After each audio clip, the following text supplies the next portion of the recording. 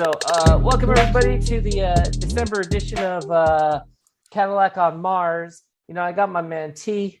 I got Delvin over here. I did invite Shaun, even after spending Thanksgiving at his house. He still ain't show up. And then, you know, there's something real special though. Is it? We got. Hey man, why you already gotta plug it up? Hey, you know, you said that shit like Michael B. Jordan was coming on. Like, hold on. Trying to make people feel welcome over here. He just got out of depression. You're trying to slip him back in. That's a good point. That's a good point. He made me listen to that depressing ass podcast. You've heard about him for weeks. You know the name, Months. The man, the myth, the legend. Hey, why you already gonna fuck up your intro too? You know what? You know why I say what I say. It's CuznCiseal, aka Fuck Mike Fowler. He's in the house today. What's up, Mike? How you doing, man? That's a great intro. What's up? I mean, yes, I probably still have depression, but no, I feel better. No, you know what I mean? I feel good. I have a little recharge. I mean, granted, I did choose to work a double today, but no, more money. Yeah, So whatever. you know what? Hey, getting paid feels nice too. Fucking Mike's out here like Zach Fox. Shout out to depression. Jesus is the one.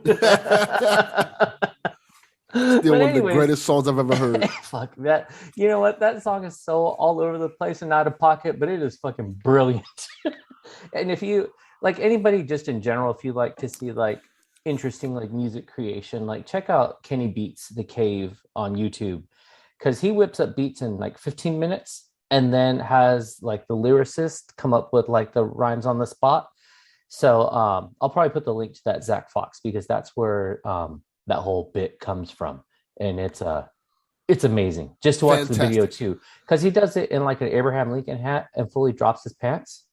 So it's crazy. I don't know. T decided he just was like, I'm gonna exit this room. I don't need to be. He's going to check out the video. But yeah, man, Mike, why don't you tell the people a little bit about you? You know what you've been up to, shit like that. Don't make it too interesting. I'm the infamous fuck Mike Fowler.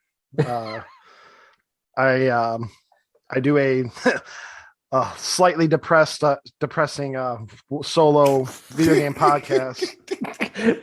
Selling the shit out of it. Yeah, you know, hey, I don't want to lie, because I want people to go like this. Oh, all right, at least he wasn't lying about how his podcast is when he's just a one man guy just going, yeah, I don't know, man. But there's some highlights if you guys actually did go in the previous recordings, like look up some of the bonus episodes. I was able to earlier this year and a little bit of last year, I don't remember, I think it was majority of this year, I was able to talk to some like comic book creators and do little interviews and talk about their newest thing that came out that certain month I had released. It was it was a really good time. And but then I had to go back into the work field, so then that's what got me back into like more of a slump, and also not be able to collect all the news I want to talk about each week sometimes. But yeah, no, it's a fun it's a fun show for me. No, definitely. I think I can kind of sell Mike's show better for him than he did.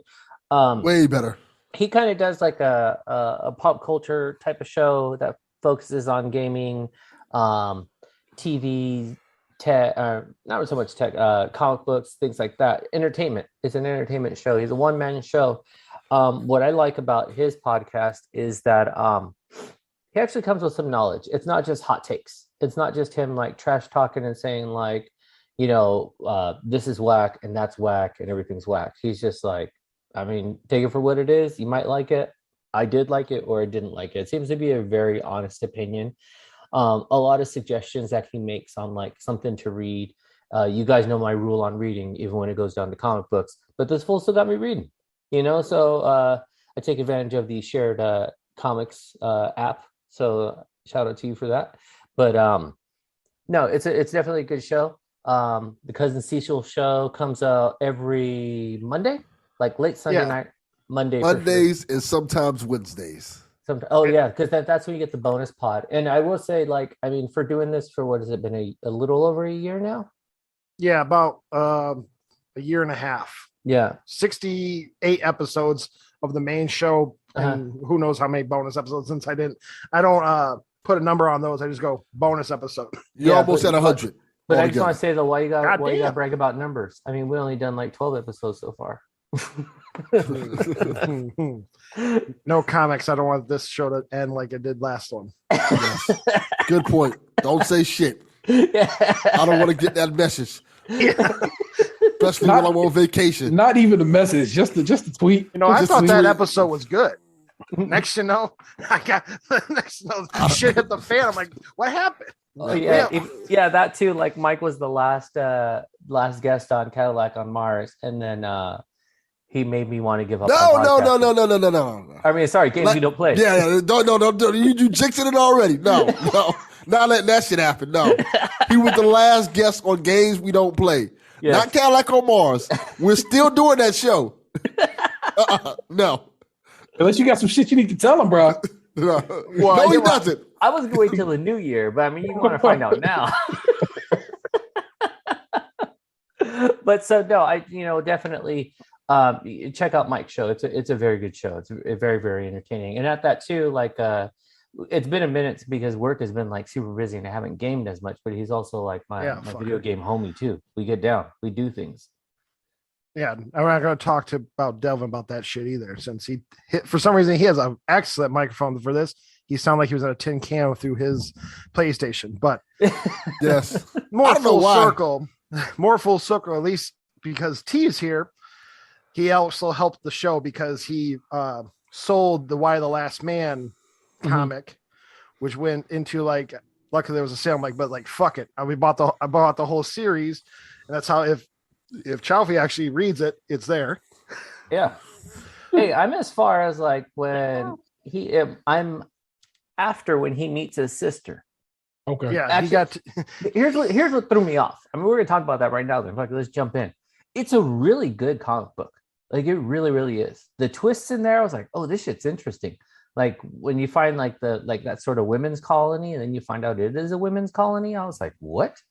But what threw me off was that sort of there's like an offshoot story in I guess it would be kind of like the second book, right? And where they're looking for like the monkey and everything's like kind of crazy. That one like threw me off because it was like off of the storyline. So I just need to get back in. But I was whipping through those. It's well written. The art, I like it a lot. It's good. I still haven't watched the show though, but I wanted to don't need to watch the show. It's already canceled. I can still catch up. So not even that, the people who make the show are putting a full court press to have it. Hopefully you haven't picked up at HBO Max because it is a DC. It's a vertical imprint, which makes it Warner Brothers John. So hopefully that all works itself out and they do get to keep pushing forward over there on HBO Max. The show was really good. I'll tell you that straight up. It is not a perfect retelling of the comic by any stretch, but there's enough of the comic in there and enough of an update that makes sense that I really enjoy the show. T has a good point because that's how it went. I'm like, I'm going to read this whole series before the season. And then to find out, which goes with another Mike that usually gets a fuck Mike around here. He obviously has a good point for a person. He wants the TV show to be able to stand on its own. And it kind of doesn't. That's why it probably got canceled. It's a really good supportive show towards that series of books.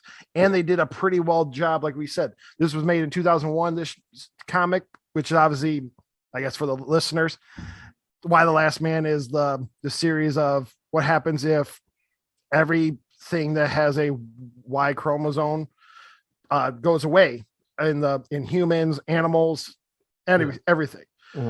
And in 2001,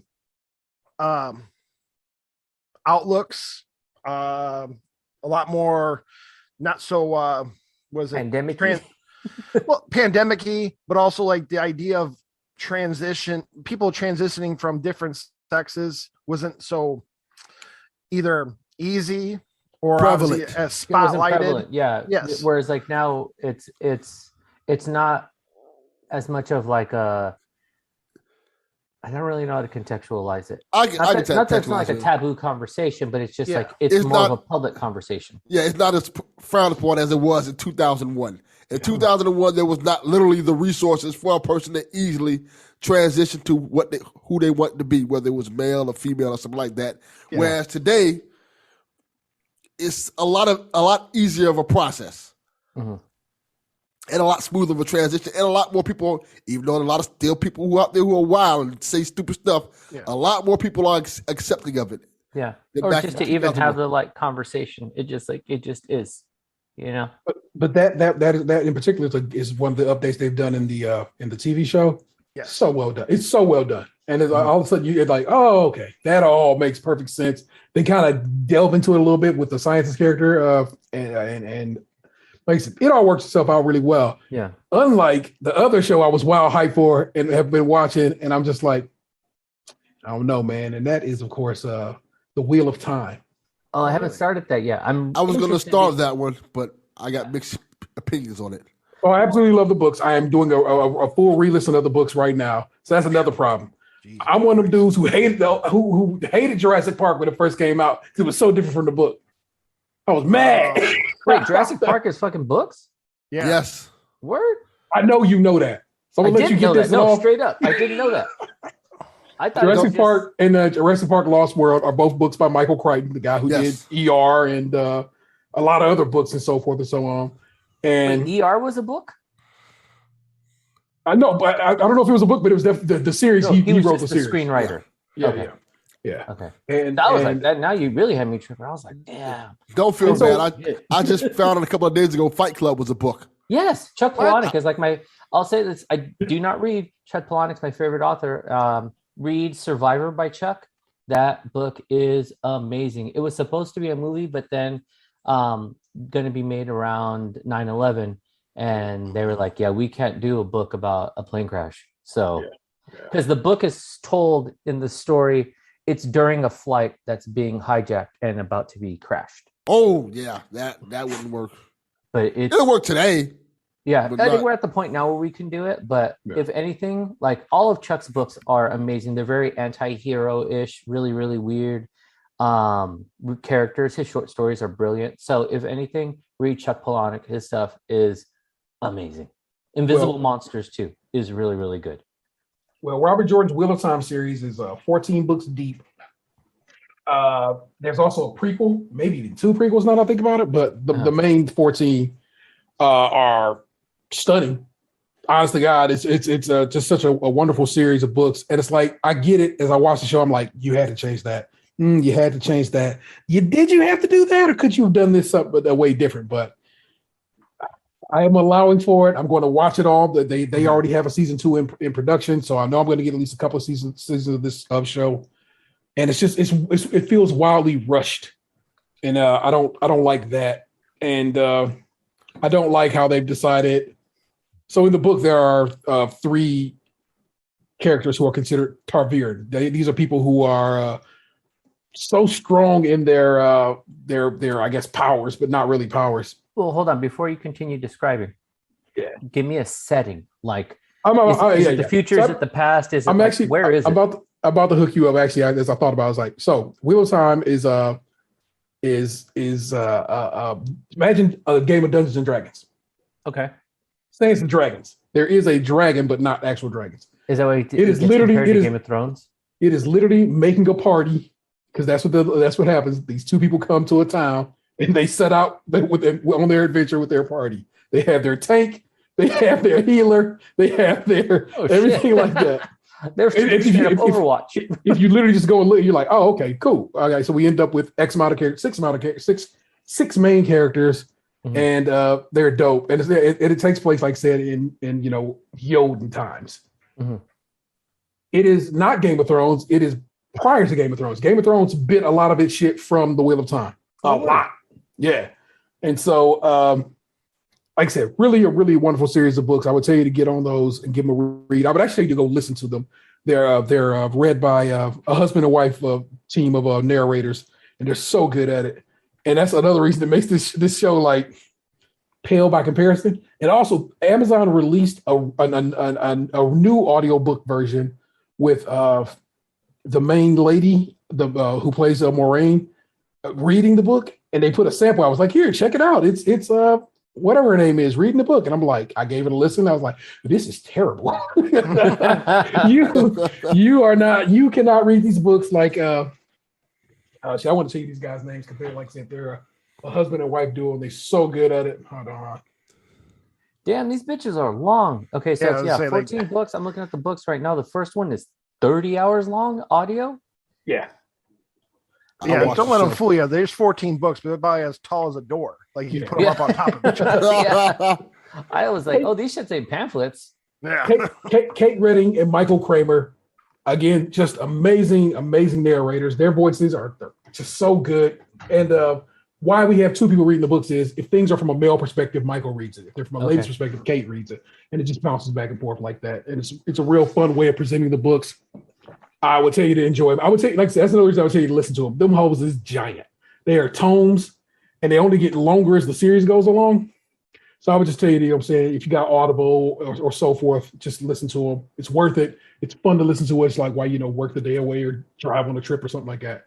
Mm-hmm. Great books for that. I've been playing Halo and listening to these books. It's been great. Hey, don't get me started on Halo. About that, but real quick before I talk trash about that. Yeah, I think a good audio narrator, like when they're brilliant at it, really like changes the game. Because I was gonna say, because you were talking about two people being the male, female. The guy who does the Harry Potter audiobooks, Jim Dale, that dude's phenomenal. He is. Like, and he's doing the men, the women, the kids, like everybody, like and all the sounds, like as a true like audio artist, that dude kills it. So I could totally see what you're saying. That would be kind of neat to then hear someone bounce between. But what I've been hearing about that show is like just from a lot of reviewers, it's like, oh, it's the Game of Thrones killer, this and that. And I'm like, but I have not seen like one commercial. I've seen like a billboard, but I have no clue. Like that's what I was asking. Like, what's the sort of context of it? Because I don't even know what it looks like. How they dress. He killed Game of Thrones when Game of Thrones already dead. Well, that's what I'm about to say too. Like show's been over a long time ago. Like Game of Thrones definitely self-inflicted, but the Wheel of Time is not trying to be Game of Thrones. It's considerably less rapey, as we discussed last time, making it already a better show. So the sex in that book and all those books, if I recall clearly, there was only one time somebody had sex where they was kind of like, I don't know if I'm really happy about this, but okay, I fuck you. Mm-hmm. Everybody else is volunteer. Everybody's happy to be there, enthusiastically consenting. Yeah, people get Game of Thrones by all. And all these like period piece type of shows, like when they have a lot of fucking going on, I always think like you didn't have like regular like plumbing systems in your house.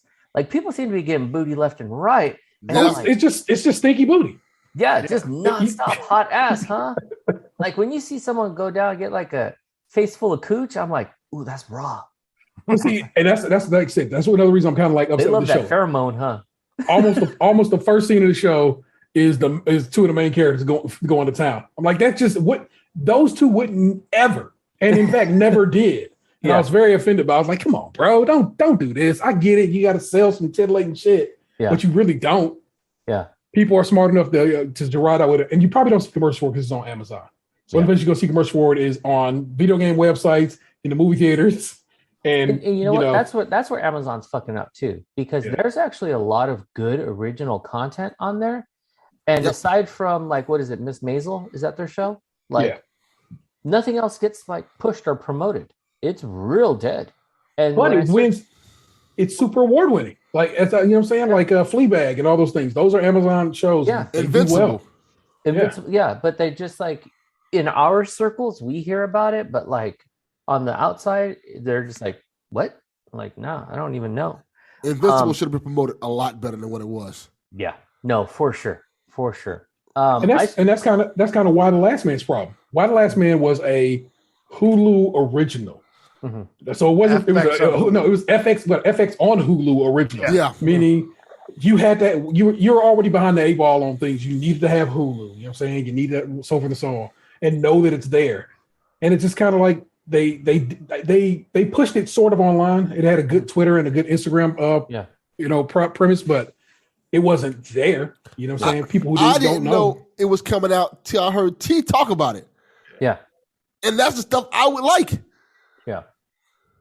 That's crazy. That's bad marketing. I do, because since now we finally got back to White Last Man. Shout out to, I think it was episode 6, where Hero's at that girl's station and just in the bathtub scene. That girl who talks to her in that bathroom scene, she deserves her own season just talking in that bathroom scene. See, now I gotta watch it. Fucking huge. Yo, I had to listen to him and other Mike talk about these titties for days. So, okay, I mean, we're gonna just a quick little visit to these titties. It's the most unsexy whole lot of titty scene you'll ever see, except her. I mean, you know, hey. But you're saying for the context of the conversation. That's exactly what I'm saying. I love all them titties. Gorgeous left and right, titties here and there, all beautiful, all wonderful of various sizes and shapes and colors. Man, he just got Jesse Jackson on us right now. What's really going on there is they are talking to Hero and trying to get her head right after some of the things she's been through. And it's like, yeah, they all happen to be, you know, topless because they're all bathing together, but nah. It's like remember Starship Troopers? They was all in the shower together. Yeah. You know what I'm saying? It's there, and it's like, yes, titties are titillating, but it's not sexy. You know, I wasn't saying like it's like, yeah, it's like they're all consensually showing the it's just a bath scene, but the idea that girl that talks to her, shout her out, because obviously yeah, they really are perfect. Mike's out here like shout out to the creator. I want to give one up to God for making that shake your dad's hand. Just, good job. Just to kind of keep this entertainment train going, I finally finished the Marvel What Ifs. Okay. And that last episode, I was not expecting it to be the way it was. The way they pulled all the stories together and united, and then that it had like, I just like, you watch each one, you're like, this is a standalone. And for anyone listening, these are sort of like, I'll leave it to you fucking nerds. Who can explain what this show is better than me? What if it's a series of books that Marvel's been making since the 60s? Yeah. I was a huge What If fan as a kid. They're basically alternate realities of major Marvel events told from a different perspective, basically alternate universes. Yeah. So, for example, one would be what if Thanos won the Infinity War? Then it would tell the story of what happens if Thanos won, which is actually a comic book. What happened if Thanos won and everything like that. And it would take different turns and twists and things like that. What if zombies? Marvel Zombies is actually a comic book series. That's going to be its own shoe too, right? Yeah. I want to say it was a What If at one point, but it became a whole series, which is now going to be a Disney Plus series as well. Yeah. But the cool thing about What If is that I always liked it as a kid was the stories are 90% of the time a lot darker because the comic book creators have more freedom to kill off characters, so they would blatantly kill off characters. Like they had one. What's the guy's name? Is he the Watcher? Is that who he is? The Watcher, yes. Is he always watching in the comic book series? Yes, he is the only quote unquote canon element of What If, technically speaking. What were you gonna say, Mike? Isn't there more than one Watcher? So obviously the TV series has this Yondu. But Yondu is Guardians of the Galaxy. Oh, then fuck me. I don't even know the guy's name. The ball. But obviously they have his. He looks like Gary Coleman. I just want to say that. That feels racist a little bit. No, I mean, I'm just saying, look at it. I said in the face. Like I didn't say in the skin tone. Oh, Gary Coleman? I think his name is, if I remember correctly. But you're correct. There are multiple Watchers. But the Watcher from the What If is technically speaking the 616 universe Watcher, and he's supposed to watch over all the universes and kind of tell these stories to us, just like the show did. And the Watchers are not supposed to interfere ever.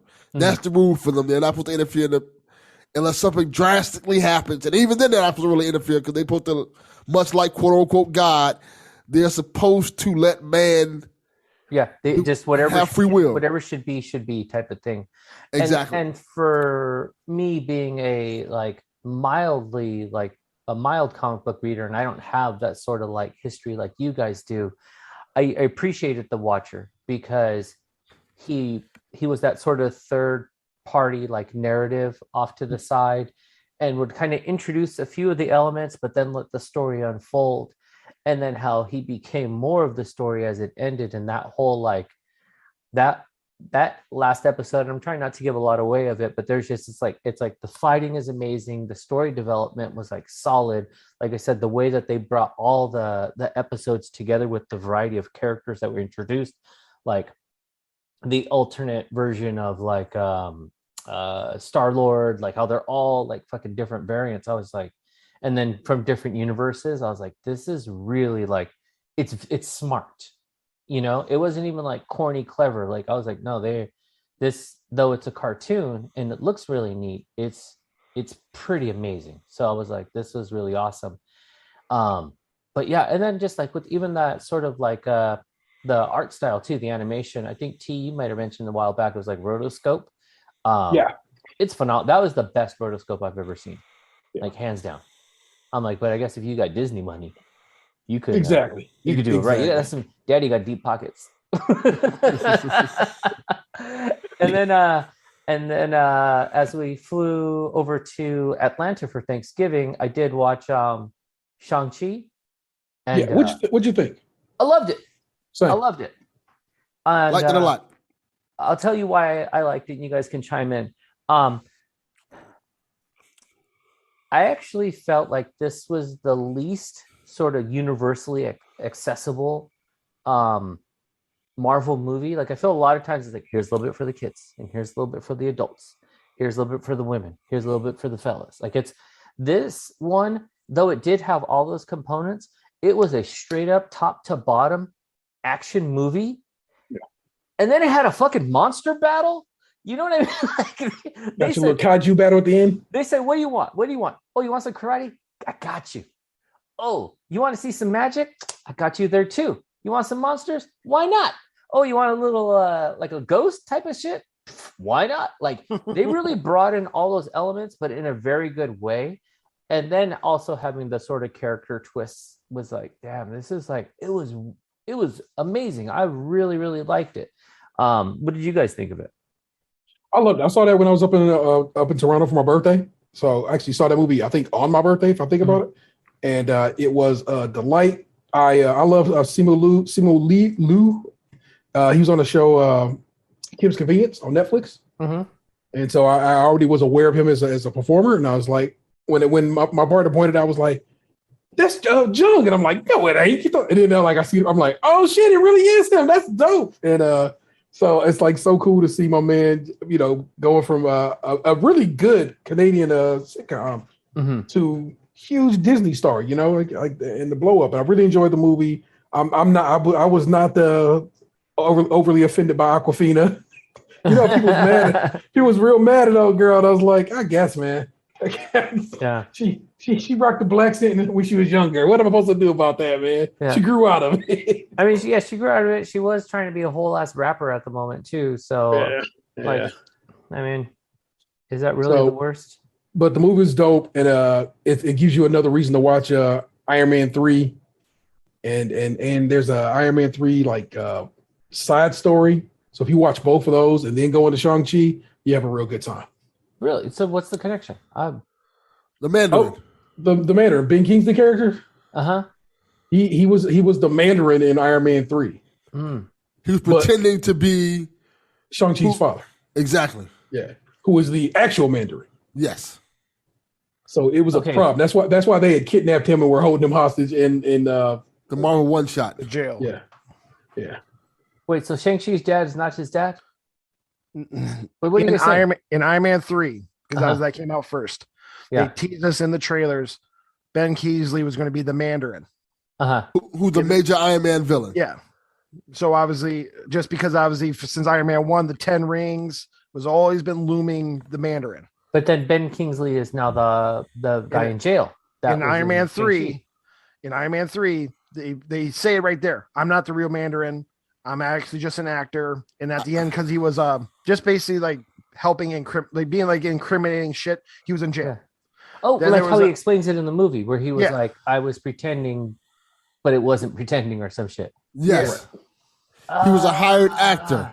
Because I was like thinking too. I'm like, why is Ben Kingsley this fucking like third tier actor in this movie? Like he wasn't shit in there, and I was like, it was fucking me up because I was like, he is a legit like.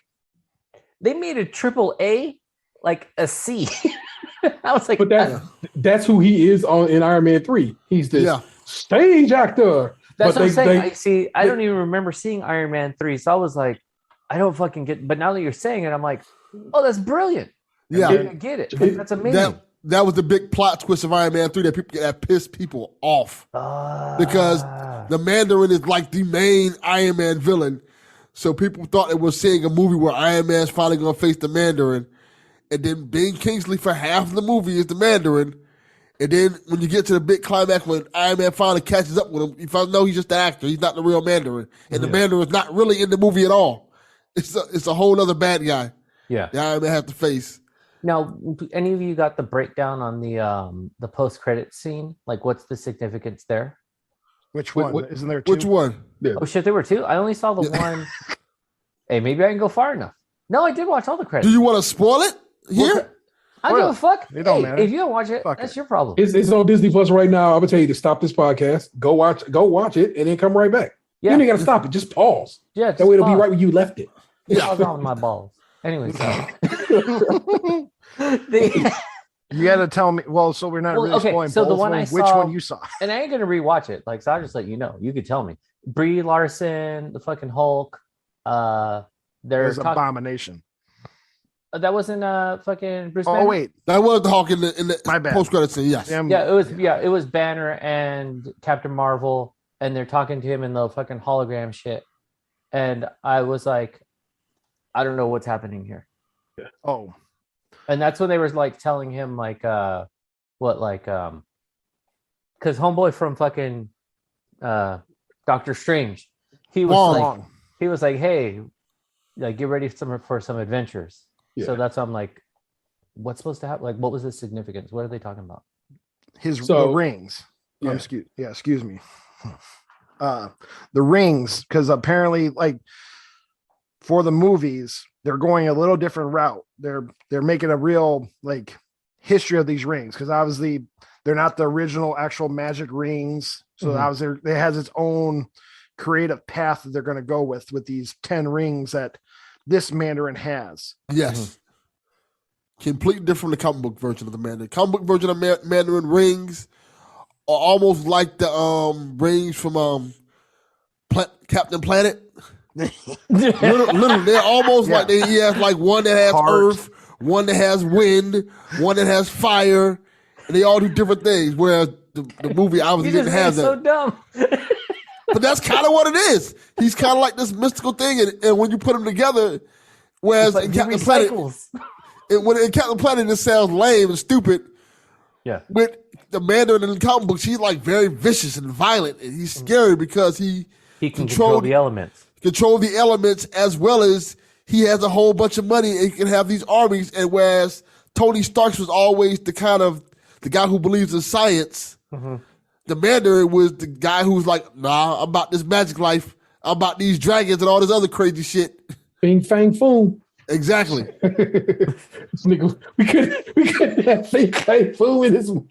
It's 2021, almost 2022. You can't have Fing Fang Foom in your movie. It ain't 2001 when the Y was written. Relax. Over here saying the R word like every third panel. Chill.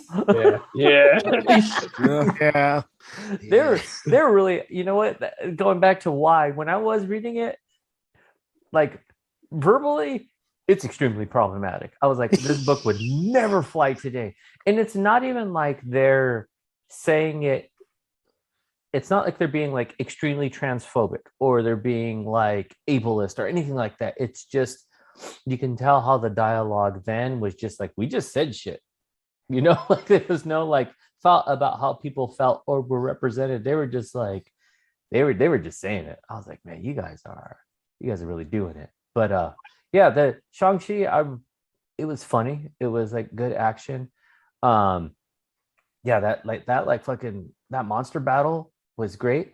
I did start cracking up because I was like, that had to be a little homage to Never Ending Story when they were riding the back of that fucking dragon. I was like, I've seen this. So does he hook up with Aquafina or what? So they left it vague. Yeah. Like, is that little snuggle a friendly snuggle or we about to get down? Right. And I kind of get why you leave stuff like that vague, because just in case. Yeah. But I also don't think Asian people get enough love stories in Hollywood, so why not let that be a love story? You feel me? Yeah, exactly. So I hope that ends up, leaning love story way, but it's okay if it ends up being friendship, because friendships are real, and that's true, and you need those as well. And maybe he does want like a woman with not whack teeth. So good point. I'm solid point. He's like, let me see what these rings do on that grill. Hit him with some veneers, Is it porcelain an element? So it was fun. I enjoyed it. Like that. All in all, it was a good show. And then, to just keep the show trend going. Any of you guys watching Midnight Mass? I watched the first episode, and I didn't get through the rest of it because I was trying to catch up with Castlevania, which I did. Oh, man, Castlevania's so good. Really good, really good. And I at the last episode of season 1 of Cowboy Bebop. Okay, so I haven't watched any of the Cowboy Bebop yet. That's still on my list. I know Mike and I were talking about it recently. Midnight Mass, it took about 2 episodes for it to finally, the first 2 episodes took way too long. You know what? I'm wrong. I'm on like episode 3 or 4, something like that. Uh-huh. Okay. I remember the big plot thing happened. I don't know if you want to spoil that, but yeah. When you find out what the hell is actually going on. Yes. That happened. That's when I stopped watching. So maybe it's like 4 episodes it takes. Once you find that out, the fucking show takes off. Yeah, that's where I stopped at. Yeah, that's where it gets really, really good. But yeah, those first, I was just kind of watching it because there wasn't shit else to watch. And so I was like, whatever. But now it's like really taking off. But Cowboy Bebop, what do you think of that since you're almost done with the season? I like it. It's the live action, right? Yeah, I like it. If you like the cartoon, you'll probably like the show. It's silly. It's really silly. The way they did it, especially in the early episodes, it feels very anime-like for a show. Mm-hmm. I don't know if that's a good thing or not, because even though the fight scenes feel really choreographed, almost like in an anime type of way. So I don't know if I like this, but as the show goes on, it gets better. And I like the characters. The characters act very much like their anime counterparts. The story's solid. I'm enjoying it a lot. I know Dev likes it a lot as well. He kept telling me hey, you need to finish it up. So I'm on the last episode. I'm enjoying it. It's a really good show. I hope they're most likely gonna get a season 2, but it's dope. If you don't want to watch the anime because maybe you don't have time, because it's only 1 season of anime. It's like 74 episodes, something like that, right? What is it? 26, 27 episodes, something like that. This is kind of feels like a good constellation. Hey, I don't have all this time to watch all the episodes of the anime, but I want to watch Cowboy Bebop so I can watch the show, and you'll get a good feel of it there. So I like it. Did you watch the anime, Delvin? Yes, I own the anime. I own it on Blu-ray. Because I think I asked Dev as well. That's where does Cowboy Bebop's live action do basically what how I feel about Y the Last Man? You've seen the season of anime, so you kind of give it kind of a creative all right, I'll let that slide. Kind of like how T said about Wheel of Time. He gave it. He says he's like, I hate this, but I'm still gonna watch it. But the idea of, what I mean? Are you giving Cowboy Bebop slack because you've seen the anime? Because I'm going in as a kind of a new person. I've never seen the full season of the anime, and I'm only in 4 episodes in. It's fine. I like that it's different from the anime.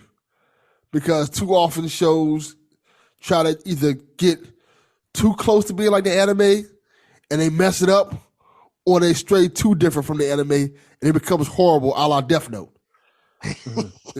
So I like when you kind of walk that thin line when you're just close enough where you can tell is okay, this is Cowboy Bebop, but make things just different so it keeps you on your toes. So, and that's a hard line to walk because I think no matter what, you're gonna trigger the fans. And like are you saying, it's you're either too close or you're too far. Like you can't get too creative, but they also want something new, but they want it to be exactly the same. Also, so like you can't make that. And one then I know problem, there was the issue with like the characters being of like different ethnicities and people being like, oh, this is just like fucking and that's what I want to touch on.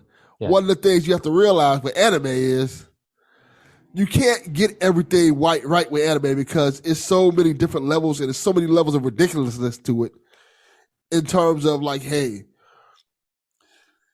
how do I describe this properly? There's a lot of anime shows that have American characters and they say they're American, but they're voiced by Japanese people. Or they have like Attack on Titans is the perfect example of that. Attack on Titans cast is, in terms of the anime, it's multicultural. They have people from Germany, they have people from the US, they have people from Japan, they have people from all kind of cultures. So translating that to a TV show doesn't work as well because a lot of these people who are doing it most of these shows are getting made in Japan where it's nothing but Japanese people. So they're like, okay, yeah, we know we're supposed to have this black character on the who's in the cartoon show in the anime, but we don't have any black people in Japan, so we're gonna just get this other character be this character, and it kind of loses translation. And I feel like Cowboy Bebop doesn't suffer from that, but they solved the problem very well in terms of like, okay, they have characters who are some are Asian, some are not Asian. And the way they play it off, it works for the show. It doesn't feel like you're in Japan. It feels like you're just I kind of like this. I don't want to say Japan. It feels like you're this kind of. Well, it could be anywhere. And that's what I was just about to say is that like having watched the anime, it feels timeless. Like it's not in a specific period, and it's not in a specific region or culture. It just exists. So. And even with the sort of ethnicity of the characters, it's like, is that a dark Asian guy?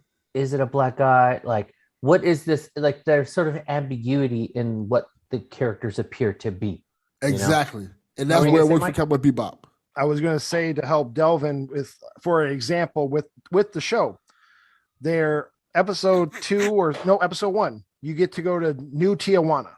Mm-hmm. Because obviously it's on an astro, out in space. Yeah. And there's moments when you see the kid, I want to say Spike. He's walking down the street and it's very multicultural, even though granted they do that a hint of the yellow hue because it's in New Tijuana for the camera film. A hint, just a hint. nothing like, not like Far Cry dark. But just a hint, just so you know that you're in Tijuana. But it's very multicultural and it feels fine. Like I was not trying to give it shit. Just it feels good. And also Delvin's really tiptoeing the idea. The anime fandom is very racist. Yes. Sense we talked about this last time. We were like homeboy from fucking Dragon Ball. We're like, like that's a little too blackface. Mr. Bobo. Oh, yeah. The thing, because obviously, for some reason we give them a pass because, well, I guess anime is made for Japan. We obviously export it, blah blah blah. But still, what I'm trying to say is the part of the fandom is obviously racist because obviously I watch TikTok a lot and I get a lot of just all their racist cosplaying, and I feel so bad for them because they have to do these other videos showing their comments of someone just being dumb and go, hey, Tajiro's not black. Who gives a fuck? You know what I mean? Yeah. And that gets me pissed off, but also because some of these people are doing some amazing fucking cosplays. It's also funny because the name they say is an Asian name, like, oh, they're not black. Well, he's not white either. So what are you doing? Mad? Yeah, who made you the gatekeeper in this? Relax.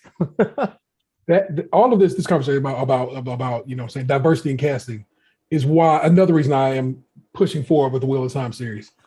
That cast got a rainbow coalition of people acting in it, and I fucking love it. And Because yes, guess what? Black people can exist in fantasy worlds. Some Game of Thrones didn't seem to think so. I think it was like three black people in Game of Thrones. And they were slaves. They were slaves. God They damn. were fucking slaves. Yeah. Oh yeah, Worm or not Worm? It was it. What's his? It was I think his name was Worm. it was Grey Worm. And Grey Worm, yeah. and he was also Grey a Worm, eunuch. Grey Worm, So and they didn't even let him Missandei. live. Yeah, Grey Worm and Missandei, and then that one brother who was trying to trap old girl in that one, in the vault. Yeah. You remember that English brother? Yeah. And that was like the total of black folk on that show. Man. Yeah. So I like in the Wheel of Time series. 3 of the main characters are black people, or no, say 2 at least, and one of them is brown of some sort. I'll just go with that. Don't want to make any assumptions. And then like everybody they meet out in the world, it's different shades and characters of people, and I'm like, I fuck with it all the way up, man. So that's like I said, diversity in casting matters. Diversity in fantasy casting super matters because black people fuck with fantasy shit too. Come on, bro. Big time.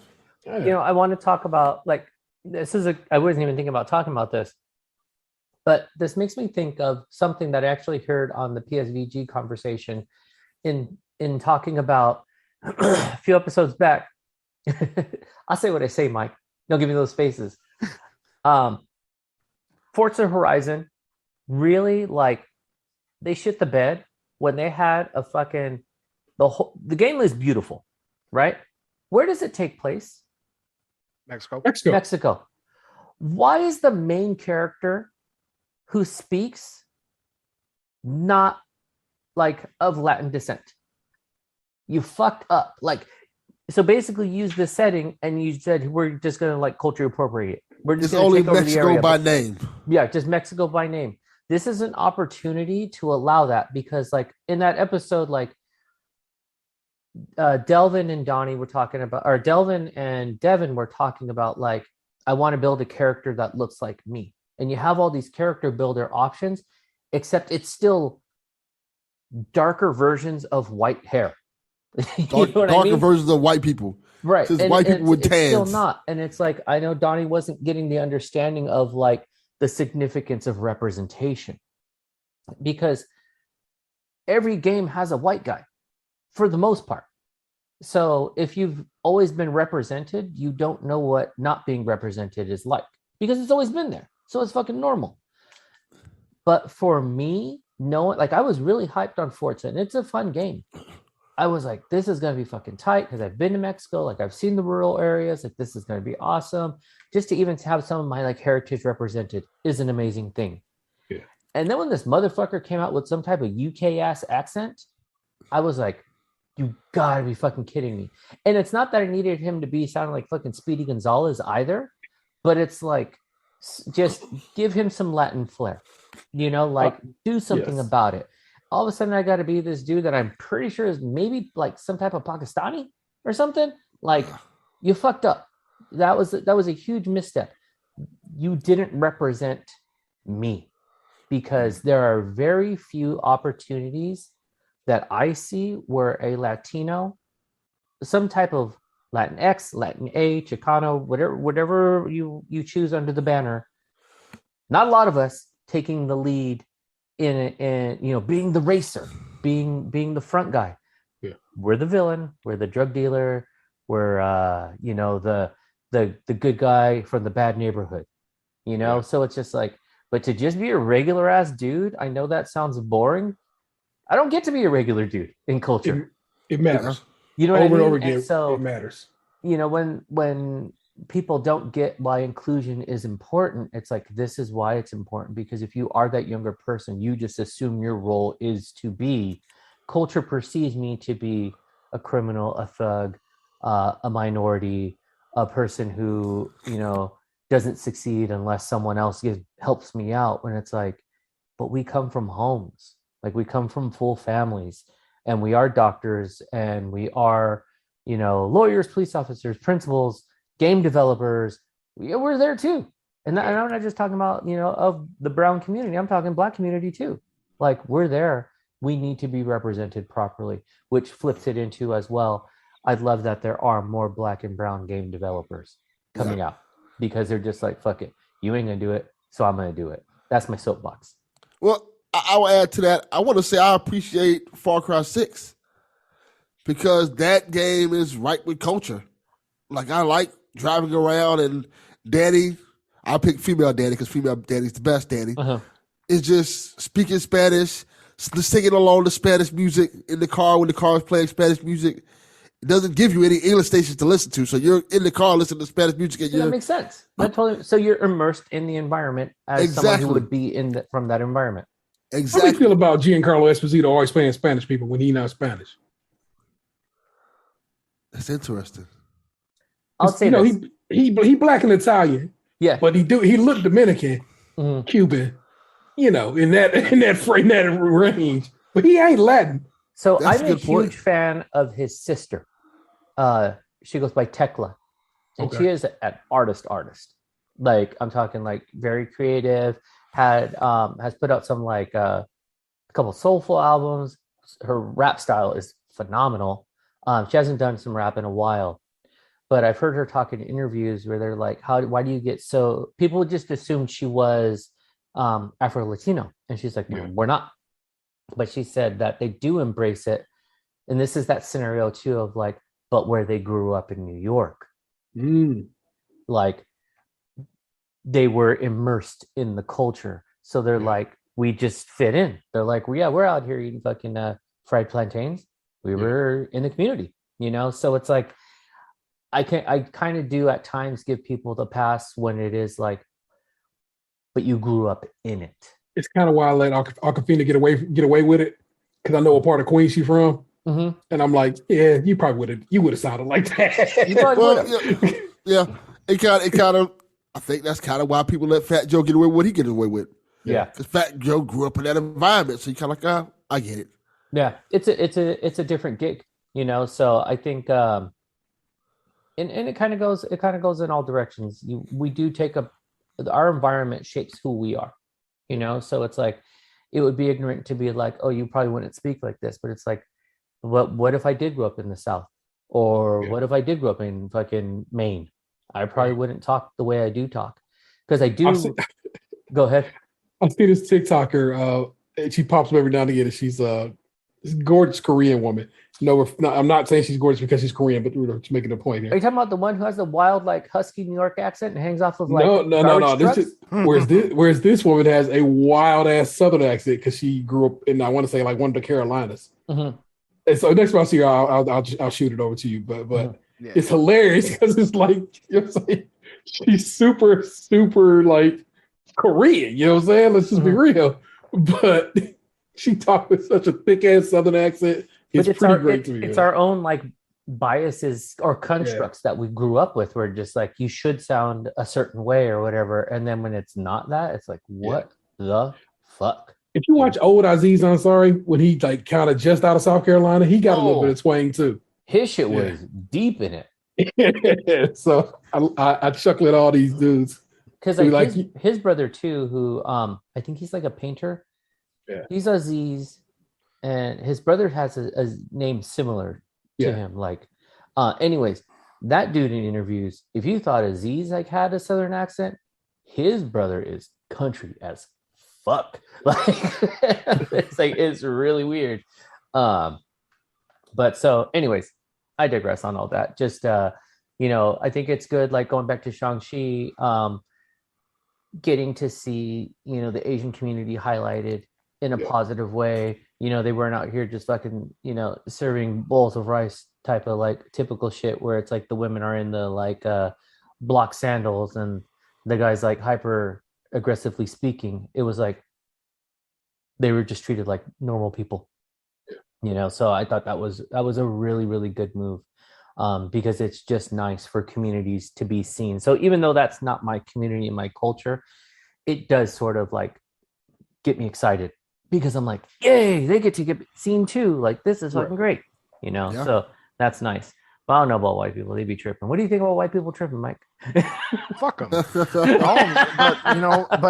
I do, back to Shang-Chi, I do think I thought it was mid, but I think I agree with you're saying about, it's cool what you're saying about the culture, but they did do majority of that movie of them in the house that looks like T's background It kind of top was of a mountain. Yes. And then they had to go to a fantasy realm where people are living in houses like T's background, protecting us from a hole with a plug on it. But you know what I'm saying? But the idea of like the representation, but again, they also did the safe route. Hey, we're going to throw a dragon next to these Chinese people. We're also going to have them in a fantasy kung fu world. Is that cool? Everyone cool? Okay, cool. Yeah. let me clarify. I want to make sure.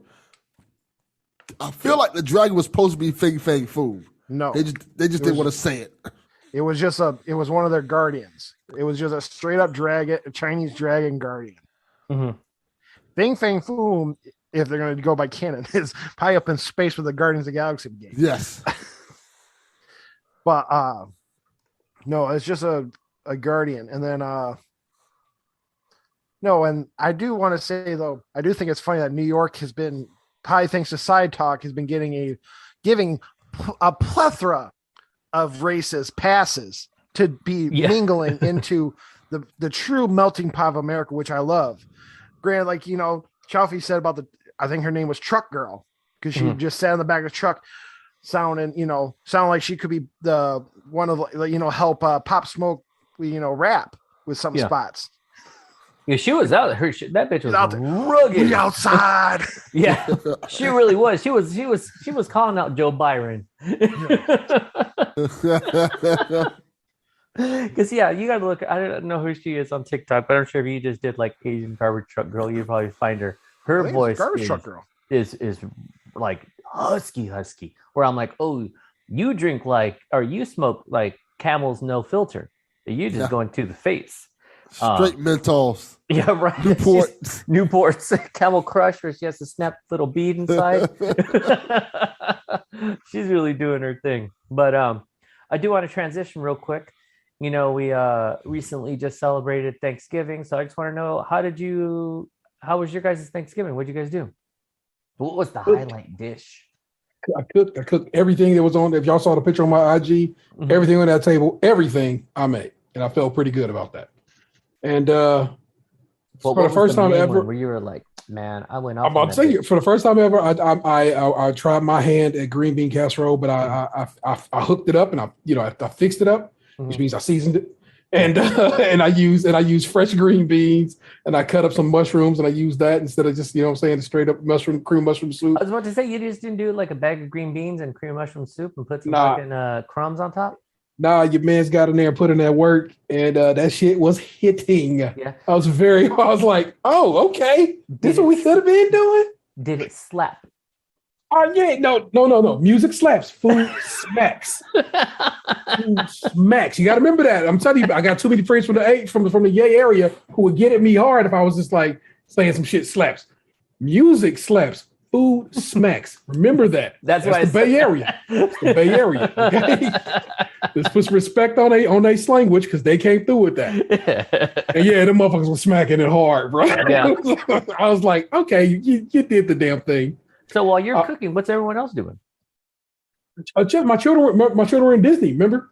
Oh, that's right. Yeah. Yeah, they got back the day before Thanksgiving, and they got in a little bit early, but they were in Disney all that week before. So I had the house and the kitchen pretty much, you know what I'm saying? My partner was here, but you know what I'm saying? I like to hold it down and cook. That's why like I said, I don't really celebrate Thanksgiving per se.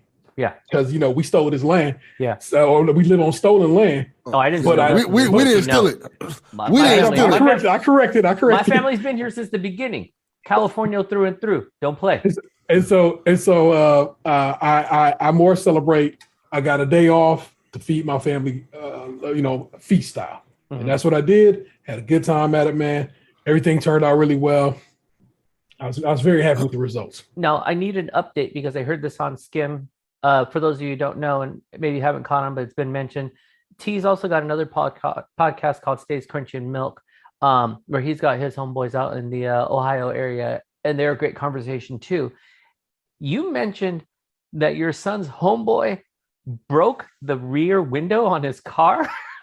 Yeah, I heard that. Can you give a little bit on that? And I need to know, did that fool pay for it yet?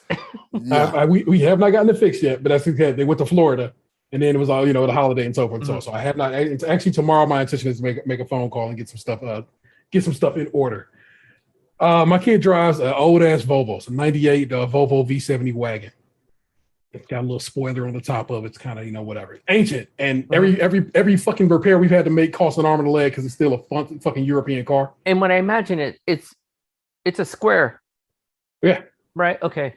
And so I guess his buddy sat on the window, either on the top or at the bottom, in a way that old ass car it flexed in a way that the glass just it's that shatter guy. You know what I'm saying? So it just rains in the glass. Because I need to know, how big is this friend? Is this a big boy?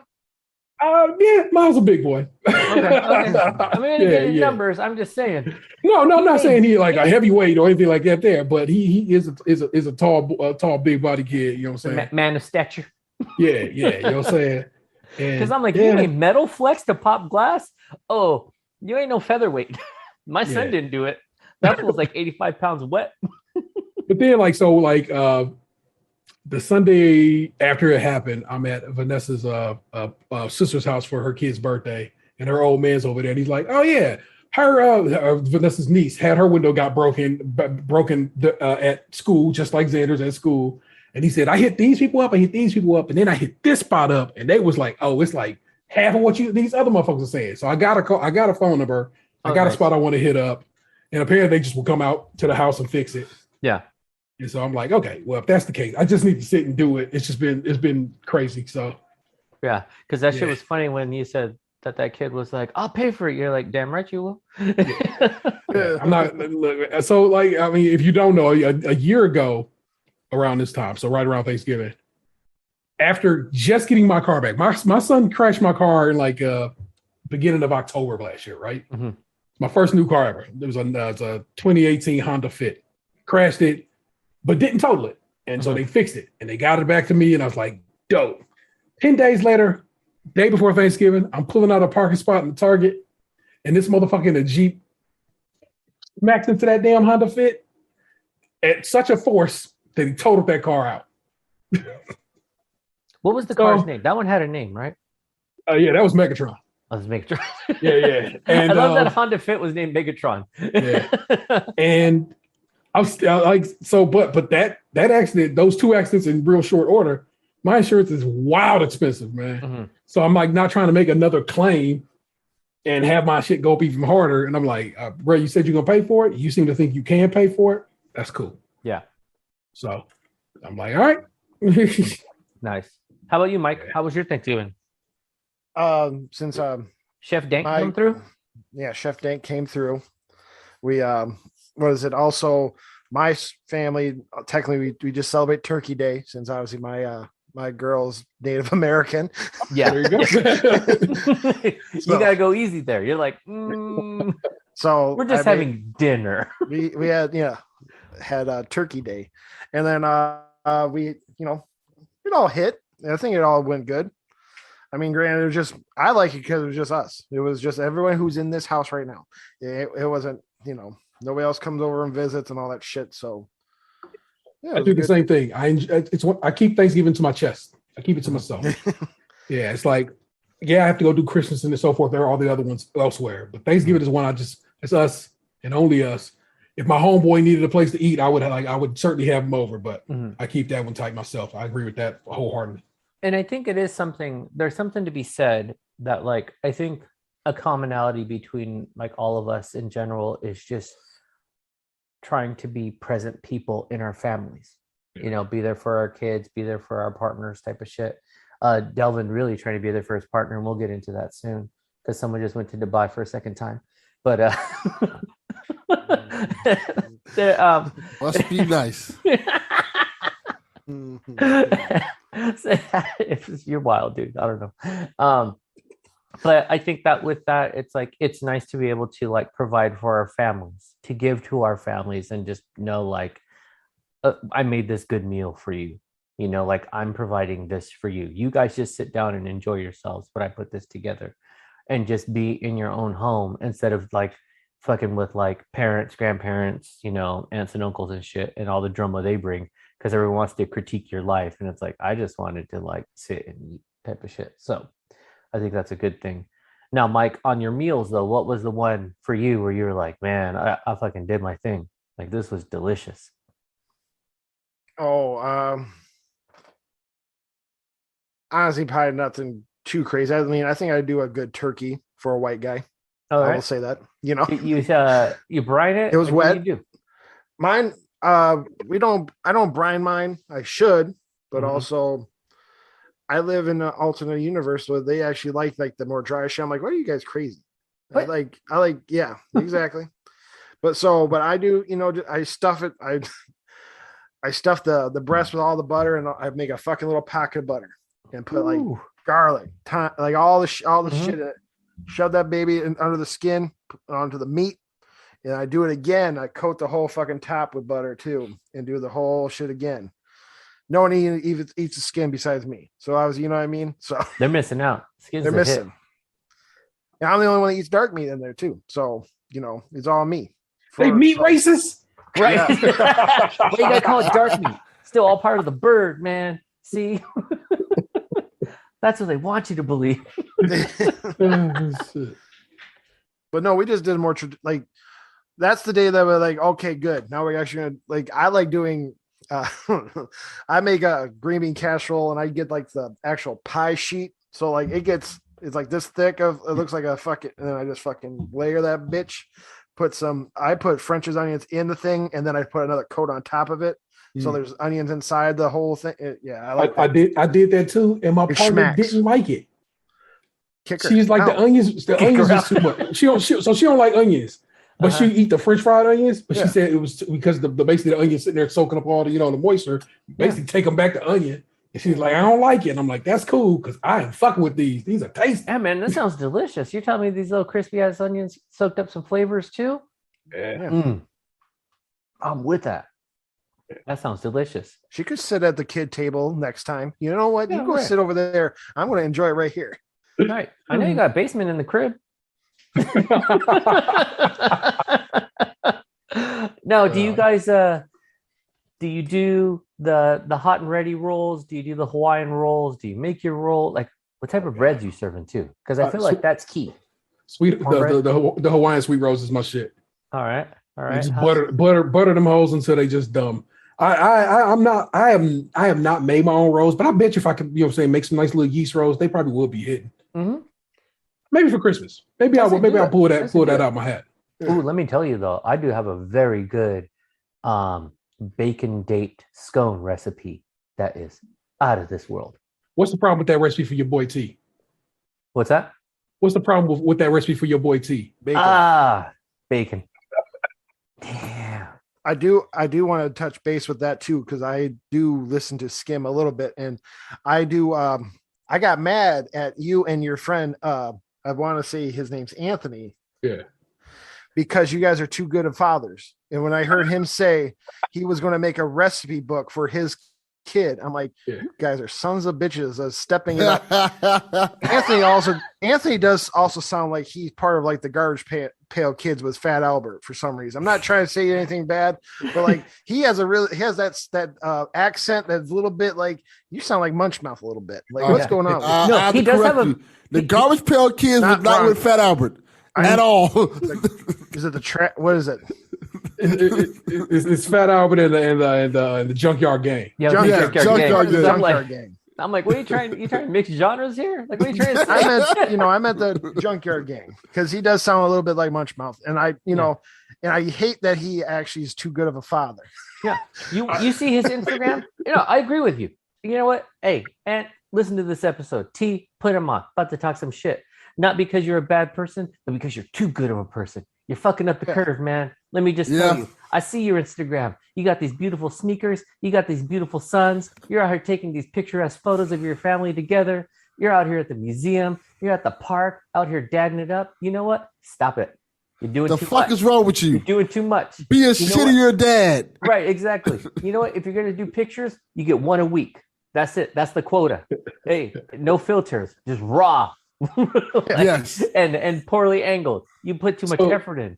When he said that he was gonna make a cookbook for his son, I was like, but that's a good opportunity for us to make a cookbook as a show. And then I started immediately researching it. And like they got, there's like little presses that'll do just like a small run. So I could probably get like 25 books printed up and just do a dope little cookbook or mediocre cookbook. Yeah. So if I do it, I might do a skim cookbook. We'll see what 2022 brings. I'm hyped with that shit. So I saw a TikTok ad that you could literally make a storybook of your life, and like you get it for like it was like go give it to your grandmother, so they have a fucking storybook of their own fucking life, like that idea. I'm like, God, wait, did they sell it like that and give it to your fucking grandmother? Grandma weed. Tell that bitch read this. Hey, you remember your life? No, you don't, because you got dementia. Here's your book. Hell, man. Hey, Yeah. That's how Mike made it sound, man. I was like, "Wow, you're cold." He's like, Chaufie treats his grandma like he keeps Christmas lights on, so she keeps making this banging fucking peanut brittle he likes. He puts Christmas lights in her house. It's still Christmas time, Grandma. Yeah. She has dementia. He's like, just gotta keep making it, please. Yeah, right. Just gotta stop. Hey, she thinks every day is December 13th. I don't give a shit. Ain't my problem. I'm still out here living. Anyways, point of this conversation, and relax. T, let him know. Do it too much. Making us look bad out here. Fucking it up for all us mediocre dads. Right, exactly. God damn. But let's I want to give Delvin some time to shine. Delvin, what is new with you, my friend? Well, I'm not getting to all the whole details of that shit. That's a so tell me topic. I already told you, motherfuckers. Y'all got to pay to hear these full stories, but hey, but didn't you get a Switch OLED? yeah, I got to switch OLED. Oh, props. Yeah, why don't you ask him how? Okay. How'd you get a Switch OLED? Oh, it was brought back to me from Dubai from my ex-wife. She brought me a Switch OLED. So you got a Dubai That's all right. Switch OLED? Yeah. Is it like beef or something? Do I need to be worried? Why is this a bad thing? Because she went to Tell Dubai. me, you'll find out. Yeah. Is she not supposed to be kicking it to Dubai? No. Fans. Oh, okay. Yeah. I getting the full details of this story. I can't. I'm not even asking for the detail. But in short, she went to Dubai. She came back from Dubai with this Switch OLED for me, which I was grateful for. Yeah. With the funny Dubai ports. What is different between it? Because I know, like, when you got the video game last time, like the cover would look like a variant. Is the Switch any different? Yeah, the Switch is exactly the same. Only difference is the plug. Mm-hmm. The plug, because Dubai is another country and they have those funny ass outlets. Mm-hmm. The plug is the outlet from Dubai. I'm like, what the fuck is this? Is it like the European plug? Yeah, exactly. But I think it looks different. It's like it's just weird looking. Can't even describe it. Yeah, because like you go to you see like the international plugs and those shits look like Tetris pieces. Yeah, that's exactly how it looks. I'm like, what am I supposed to do with this? Yeah. So did you buy an adapter or what? I took the one from my old Switch. And used that it works. Yeah, it works. It's fine. So it's still fine. I traded in my old Switch at GameStop. I was good with that. Dang. Did you get a card with it too? Oh yeah, that's just an English plug. Yeah, it's the Type G plug. I had to see. I was like, yeah, you're like, I need to know. You're like, what does this look like? Sanskrit? Yeah. Did you get like a Christmas card saying Merry Christmas, Mr. Delvin?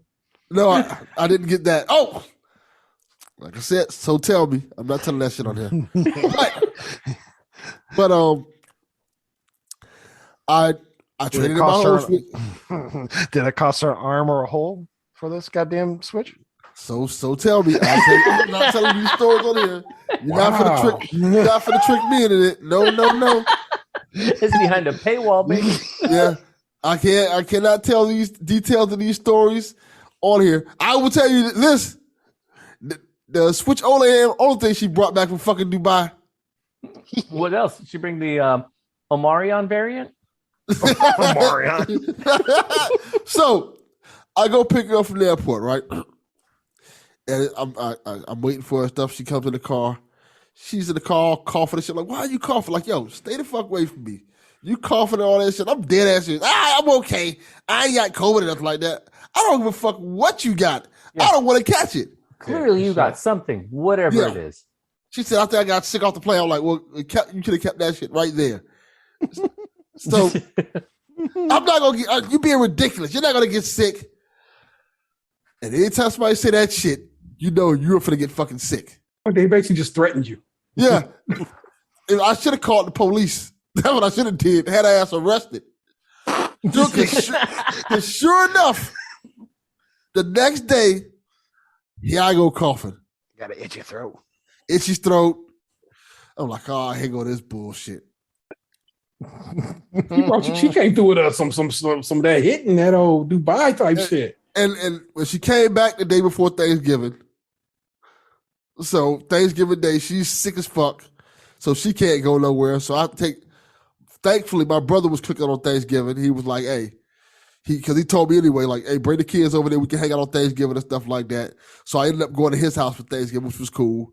He, as usual, tried to get me intoxicated. Didn't work. And he was like, is this a goal of his? Or he's like, yes. Okay, this is the year. This is the year where he's going to get me completely wasted. So I drive. He lives far. He lives like 30, 45 minutes away from me. So me and the kids drove to his house and stuff like that. Okay, I want people to remember this real quick, that Delvin said 30 to 45 minutes is far, because this is going to be part of my story too. Continue. Yes. So we get to his house, and as soon as we get there, he's like, hey, I got to go because I burnt the pot. What do you mean to burn the pot? So what he was doing was he was trying to fry a turkey. And the first pot he had, he burned completely through. Whoa. And I don't know if you guys noticed this. This Thanksgiving, everything was closed. Mm-hmm. Yeah, it's what like other Thanksgivings. Like other Thanksgivings, certain things were closed, but you could still go out and shop. Like, like Winn-Dixie was open, certain grocery stores was open, Walmart at a certain time was open, Target at a certain time was open because of Black Friday. This year, nothing was open. Yeah. You couldn't, so he had to go find a pot. He had to go ask one of his homeboys, you got a turkey pot. And he had to go from his homeboys' houses because nothing was open. Only thing that was open around Thanksgiving this year was CVS. Mm-hmm. Yeah, you didn't find a turkey pot there. Exactly. Just COVID tests. Yeah, COVID exactly. tests. Yeah, pretty much. You could just go get COVID tested, and that's about it. So we had to wait for him to go find a pot, to come back and to go find his turkey.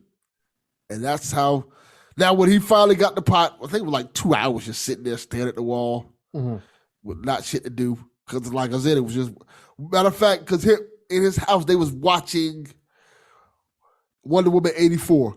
Mm-hmm. He left when it started. Good movie. He got back when it ended. And that movie fucking sucks. You better shut up. That movie's terrible. That is garbage. It's you fine. Know what? It's fine. No, it's bad. Horrible. And you know what else is bad? Black Widow. Both of those are on par. Both of them are horrible. 84 both of them is terrible. Black Widow. No. I like Black Widow, so no. We simply disagree. 84 is not better than Black Widow. And I can tell you this for a fact because I just recently watched it. And I sat there with my daughter because she haven't seen Wonder Woman 84. She wanted to watch it. And the whole time she was watching, she's like, this movie is awful. You know what, buddy? I don't trust anything your kids would say because half of them believes they should go to Dubai before Thanksgiving, okay? No, my kids don't want genetics. Their genetics believe in some of that. Maybe they didn't want to believe that. Their genetics did. Hey, what happened? Relax. He can't be talking to black people about genetics right now. Exactly. Easy. Your genetics caused Thanksgiving. Show title. But yeah, my daughter watched the whole thing. She's like, this movie fucking sucks. Yeah, it's not good. How long does it take to fry a turkey? It didn't take that long when he came back. I want to say it took him 30 minutes. Yeah. Really? Ant fries his turkey. He used an indoor countertop turkey fryer. And he's done it for the last couple of years and it works real well. But 30 minutes? Yeah. 30, 45, yeah. And it was great. That's quick. It's one of the best turkeys I've tasted. It's why really flavorful. It's why you have to make sure them hoes don't got no ice or water in them when you set them in because it's flash fried.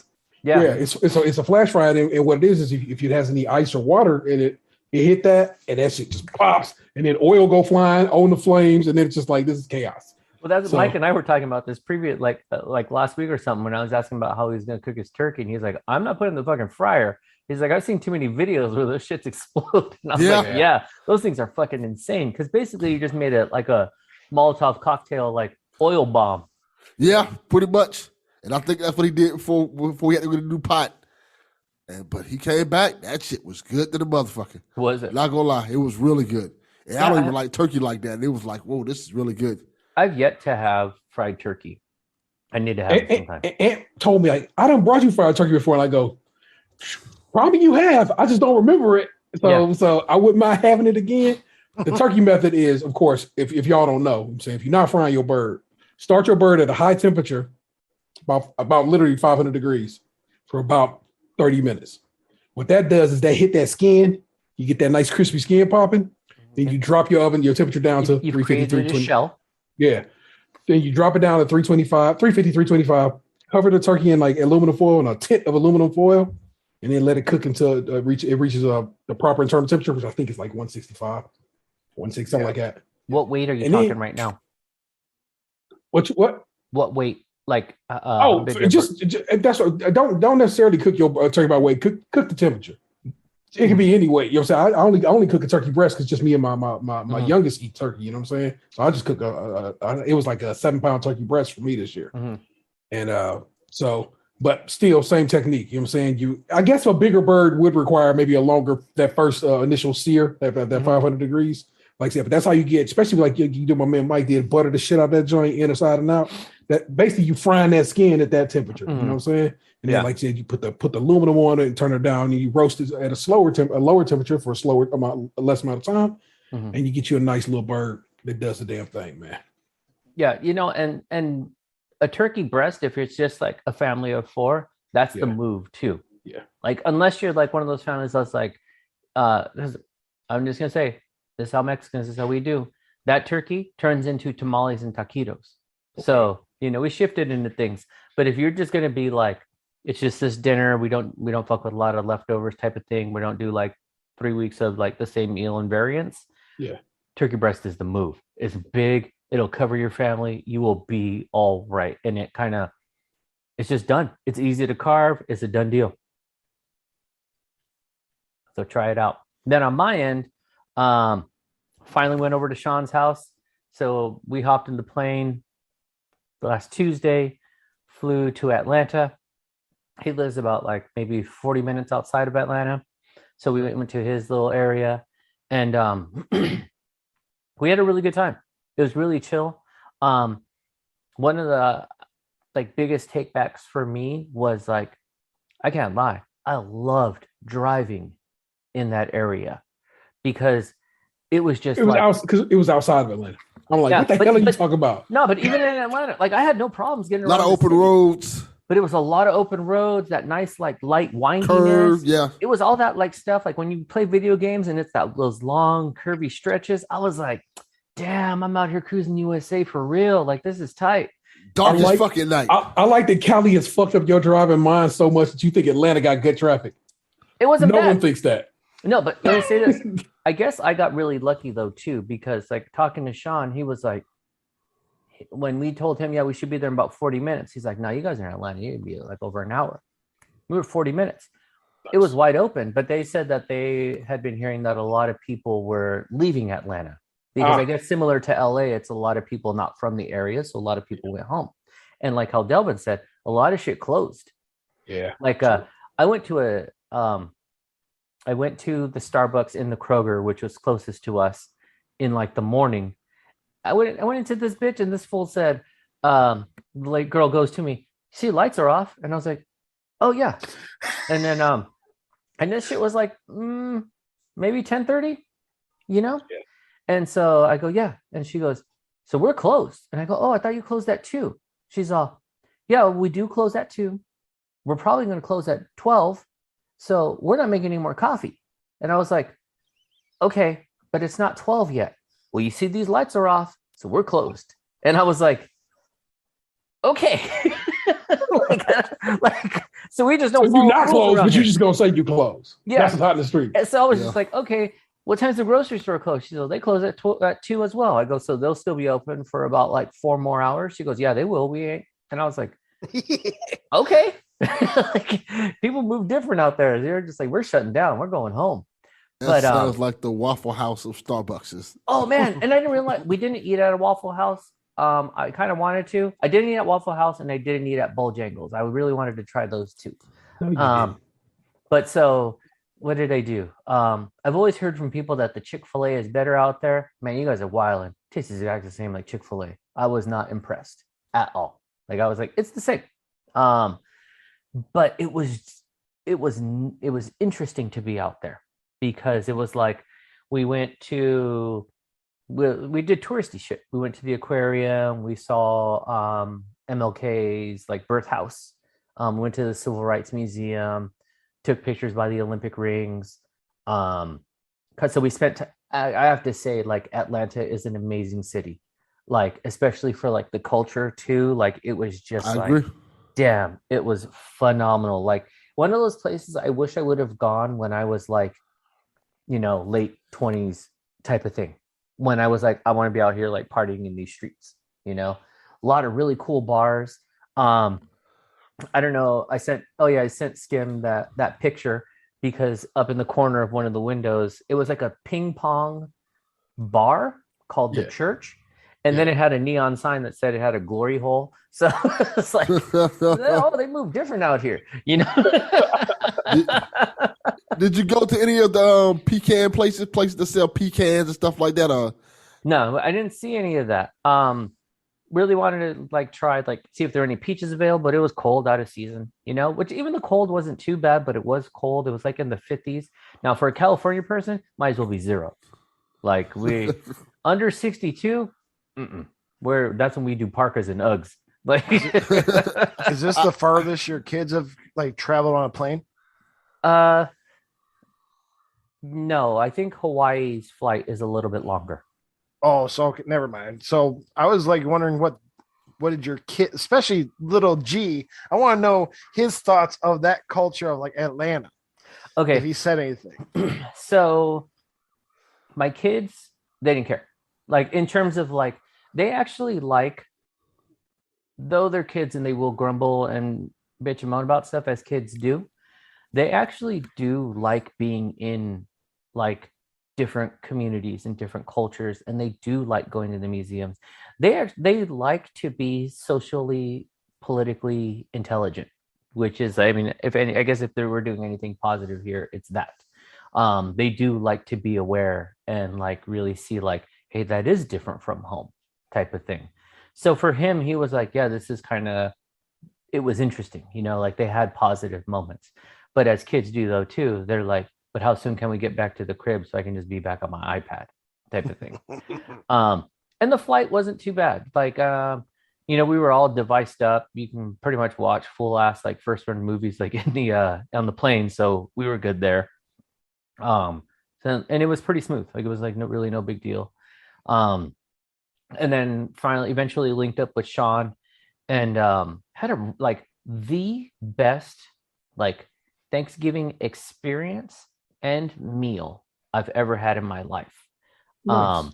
It was just like there's a picture that I have, and it's his smoker, and on top is the ham, and then next to the ham is the ribs, and then under the ribs is the turkey. And so it was just all doing its thing outside. And then and it was kind of like a moment type of thing, because it's like we got the smoker going. It's fucking weird too, because like they have space. California is like house next to house next to house, and there's about like 4 to 6 feet between us. Like if I were to stretch out, I could like lift myself up between the two houses. They're not far, and I'm not tall. They're just, we don't have space. Georgia's not like that. Yeah. Whereas Georgia is like, they don't have fences around their backyards. They're just like, there's the yard, fucking nature. So it was like, that was really neat to just be in that like different type of environment. Like I said, food was phenomenal. His mother-in-law came through with a variant on a banana pudding that was super delicious. Because I did text him the night before, like around 11:30 p.m. out, because we had been just talking and catching up and shit. And I was like, hey, I totally forgot to ask, is there going to be any banana pudding? And he was like, oh, yeah, I got you. He's like, my mother-in-law's coming through. Now, I'm used to the banana pudding that is like legit, like pudding texture, with the wafers and the whatnot. And hers was like a banana pudding mousse. And it was really good. And I was like, man, I hit that thing hard. Like I got to get first dibs on it. So I was happy. Nice. But yeah, we had the greens. a couple of sweet potato pies. Shaun made those from like scratch himself. It was good. Like we had a delicious time. He got one of those machines that's like a Keurig, but it's called the Bartesian. And so you put the little cocktail pod in there, and it's got like 4 upside down flasks that's like tequila, vodka, whiskey, and I don't remember what the other one was. My brother has that. And so then when you put the pod in, then you just whoop, and it just knows which like liquor to pull. And that was the move, man. Because then you didn't have to really fuck around with like mix this, mix that, spill stuff. You just like bonk, bonk, bonk, done. That's what he was doing. Yeah, making rum punch and shit. So we had a great time, and like I said, we just then we got home like Saturday and like late Saturday night, and then Sunday was just like getting ready to like work and fucking do wash. And shout out to Shaun and his family for just hosting us. And I mean, it is kind of weird too. It's like I met this fool on the internet, and I'm taking my whole family over to Atlanta, so there is that. But you know, I'm still gonna be out here living my best life, Mike, because in a couple of weeks I'll be out at C2E2 and kicking it with everybody. You know, are you coming after all or not, or what, man? I don't know. So look, I'm coming through. I'm coming through for just a day. I'm bringing the click with me. Mm-hmm. You know what I'm saying? We're gonna come through with that Friday. You kick it that day, you know what I'm saying, all day Friday, whatever. Then the next day we dip out. But the next day is like we start early. We can probably go eat breakfast tomorrow together or whatever. We can just kick it, just bullshit. Yeah. It's a drive. It's a little drive. Come on, man. That's what I'm saying. You know, I could bring the comic that I know that one guy is going to be there. He can sign it. Yeah, you see, that's what I'm saying, man. Did Shaun show you where he buys his rap snacks and sells his dope? He did. He does call He did. This motherfucker. Oh, I'm glad you said that. I was dying.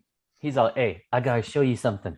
And I was like, okay. This is where I sell the smack. And he goes, he's all, these are the baseball fields. Just so you know, when I'm on there, because 9 times out of 10, when he is on, he's like, oh, it's at the fucking fields. So he showed me like all the baseball fields. He's like, this is where I'm at. And I was like, yeah, sure.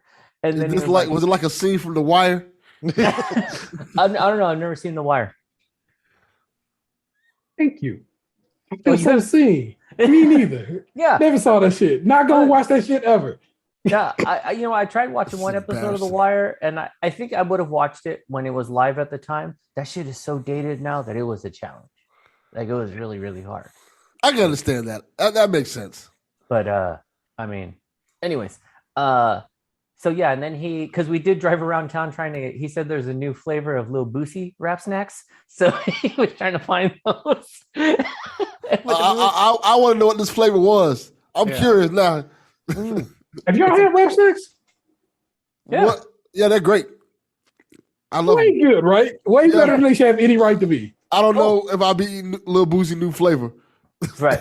I mean, yeah, I don't know if I want to support Boosie and his problematic ass, but rap snacks are delicious. But also at the same time, as I'm saying this, what hip hop artist isn't problematic? So there is that, which I saw today. Someone posted on Instagram, rap snacks also got drinks now. I think I've heard this. I think so. I know they have the soups. They have ramen. The ramen's good. Yeah. I've seen the cup noodles. Yeah. Oh, I have not seen the rap snacks cup of noodles. Damn. They're pretty good. I was gonna say that's probably really delicious because they really do. Rap snacks come through with the flavor. They're Little bold. Boosie's new flavor is just Little Nas X's breath. Like he hates it. Yes. The cup noodles is in the chat right now if y'all want to see that. Yeah, I'm interested. Damn, I wonder if I can get these bitches on Amazon. They have the cup of noodles at 7-Eleven. Yeah. Oh, yeah, Lil Boosie's Louisiana Heat Wavy Chips is his current his jaw. Yeah, and then we got creamy chicken gumbo, beef prime rib. It looks like Lil Boosie's on there is like Beef prime rib, I think, is E40. Yeah, E40, and then it looks like Master P is Louisiana. It's the gumbo. Gumbo. Yeah, it's the gumbo. Yeah. Little Baby's Ooh Wee Lemonade. That's the first rap snacks drink. Mm.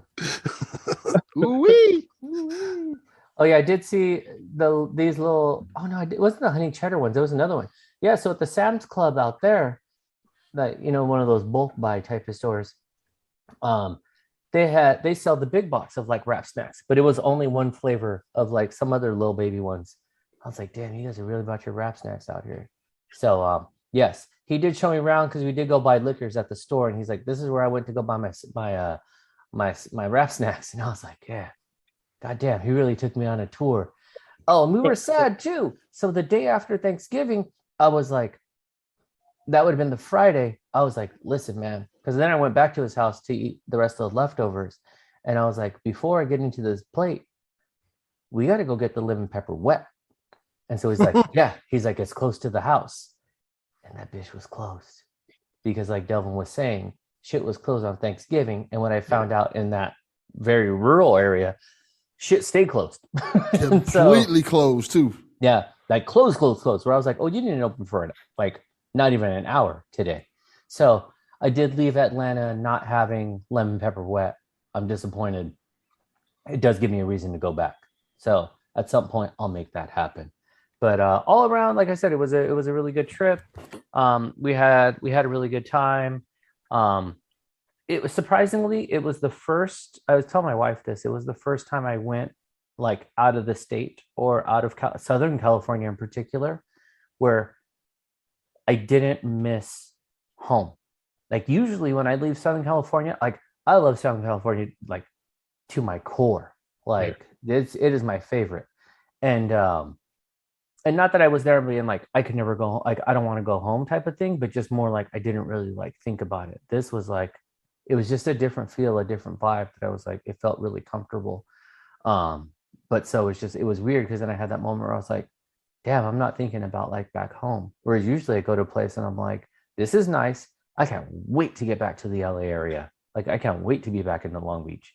But even when we landed back home, I was like, you see like kind of LA skyline, and I was like, all right, I'm back home. Like this shit's tight. And I did wear my Vans, which Shaun did threaten to throw me out of the house. He's like, damn, you really did come through. I was like, I told you I was. I almost bought a new pair of checker ones just to like anger him more, but whatever. It is what it is. But I do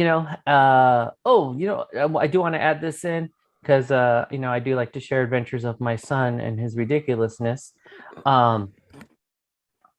This fool said to me the other day, he's like, hey, you know how to make beats? And I was like, I mean, kind of. I was like, I do like fuck around on GarageBand. And he's like, okay. He's like, I think I want to get serious about rapping. And I said, oh, Here we go. Here we go. Do you? Okay. Okay. Same shit my son on. I said, talk to me about it. I said, in what way? Like how? And he goes, listen. He goes, I have like a lot of raps. And I go, when's the last time you fucking wrote a rap? I've heard your raps. They're not that great. And he's like, no, I've been writing a lot. And he's like, it's, and I was, at the same time, I was kind of proud of him because he goes, I've been trying to stay out of trouble. And, instead of like yelling at people and like fighting with people at school, I'm writing like diss raps. He's like, nice. So I got a diss rap on this kid. I got a diss rap on that kid. He's like, basically he's turning the scenario into a rap. He's like, so you remember when I told you that day that kid said the thing to me? So then I went and I started writing like, next time you fucking say that to my fucking face, I was like, whoa, hey, chill, man. Like, so he was talking about like I need Walmart reps. I need them shits to be clean, Dunny. Right. I was like, I appreciate the openness, son. Yeah. But like using the F word, like I always go back to A Christmas Story when Ralphie was like, the way my dad used curse words was like, what do you say? It was like an art or like a paintbrush. He's like, and so I'm just like, you can't be flagrant. You can't be like flagrant with these like curse words. You can't just drop them all over the place. You strategically place them. And then you're like, this fool knows what's up. But so he started going off and he was like, so he broke down a scenario and then how he got upset. And instead he just like wrote about it. He's all, so I got a notebook full of like diss raps. And I was like, okay. So this fool. I wonder how many's in there about you. No, I'm sure there is. I'm sure there is. But he said, Daddy told me to go to bed. Right. Fuck him. Didn't make me proud though, because he said he did. So I guess you know what? Fuck Anthony on this one. Your son asked you to make beats for him because he told me he didn't want anyone else making beats for him except for me. So I was just like, I take it. I take it. That's a different type of win. So I don't know if we get when the Giovanni album's gonna drop. But just if you guys aren't familiar, though that's not my son's Chicken name. Nugget Gang. Right, Chicken Nugget Gang, that's right. Giovanni spelled GEO, like geology, because he is like a precious metal of this earth, is what he told me. Why is your son like this? His son, that's him, man. That's him. You know, not until T pointed that out, I think a few episodes back, it fucked me up because I was like, I am a fool. You're right. You're 100% right. That fool is me. Just out here saying wild shit. Yeah. All you can do Oh my God. just laugh. So I don't know. He's about to be out here with some raps right now. So I don't know. Be ready. Right. You about to learn how to cut and shit? Can you imagine you're saying just y'all old school? That's what I'm saying. I am going to DJ school soon, so I'll be out here. Fucking man, you guys don't even know. So coming soon, your Prez gang out here fucking touring in a neighborhood near you, your local Walmart parking lots, Kroger, Bar mitzvahs, you know, quinceañeras. Mm-hmm. Yeah. You know, you name it. Oh, and I did go to a Publix. I've heard so much about Publix. And Did you get a pub sub? I didn't. We The had already subs are had good. dinner, and I've heard so many great things about the sub and the fried chicken. Yeah. And but we didn't get it, which I was like, that's another reason to go back because we had just had dinner. Though I did get these snickerdoodle cashews. So I went to I went to high school in Atlanta. So I was in high school. I was, you know what I'm saying, if you know when I graduated high school, you know what time I was in Atlanta. And You go to God, I hated that town. Yeah. Sounds pretty accurate. Atlanta, and I've said this before now, and so this is simply me repeating my own shit. Is this Now, beautiful were you black in eye? Atlanta, or were you? Yeah, I lived in the city of Atlanta. Oh, damn. I went to school in Decatur, Mhm. and Atlanta is this beautiful black island Mhm. in a terrible, terrible, angry white racist ocean Yep. that is the rest of the state of Georgia, and that shit scared me because I came up pretty middle. I had a little bit of everybody around me at all times. Mhm. I didn't have too much like racism, to face off with. Whereas when I got down there, it's people straight up defending the Confederacy's right to have own slaves, states' rights, but the states' rights was to own slaves. My guy, Like, hate not heritage, or was it heritage yeah, not hate? yeah. It's all that kind of bullshit. I left Atlanta maybe a week after I graduated high school, Mhm. and never went back. I And then did moved go to back. I went back once to visit my mama. And then But- you moved to what you guys say is the most southern The northern state. the northernmost southern state, correct? That's why I asked you, did you go get any pecans, Chaufie? Because if you go to certain places in Georgia, it can go two ways. No violence, or it's a problem when you're going to get pecans.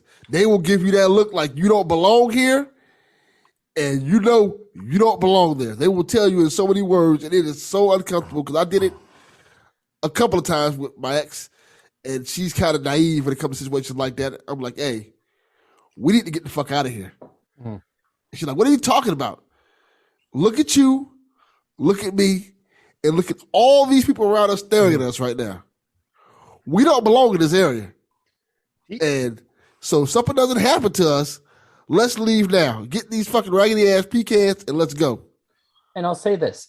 I did feel that maybe where I was skewed because, yes, as T pointed out, Atlanta really is a beautiful black island. Like, it really, really is. And I said this to my wife, like, it kind of fucked me up a little bit. And I had a similar experience like when I went to Chicago as well, is like, I told her, this is where I can see how LA copies and profits off the culture. Whereas like Atlanta was the culture. Like you could see like, no, you guys are making the moves, pushing the needle. You're bringing the style, you're bringing the fashion, you're bringing the dialogue, you're bringing the music. You guys are living in it. And then you get the LA types, the influencers who just steal it and make money off of it and don't give back to the people who they stole from, type of thing. And so that kind of like fucked me up a little. And then in the suburb where we were staying, like I didn't see very many white people. Like it was like a black suburb. So that was interesting. So I felt like my experience might have been a little skewed, you know, but I did have moments where I didn't know if someone was giving me that Southern politeness or that Southern polite rudeness, you know, where it was just like, there was a little bit of a tone in how they said like, thank you, or have a good day or something, where I was like, that sounds condescending. You know, it's just a little like, it sounded very sweet, very kind, but it was also like, so get your coffee and leave, you know? It wasn't that aggressive. Where then I was like, am I tripping because I'm from out of the state? I've heard about Georgia. I've heard about the South. Is this me looking for something to be weird about? Yeah. Or was that weird? You know, I couldn't say. But it was a good experience. I'm glad you got to go to. I still got people down there I talk to on the regular.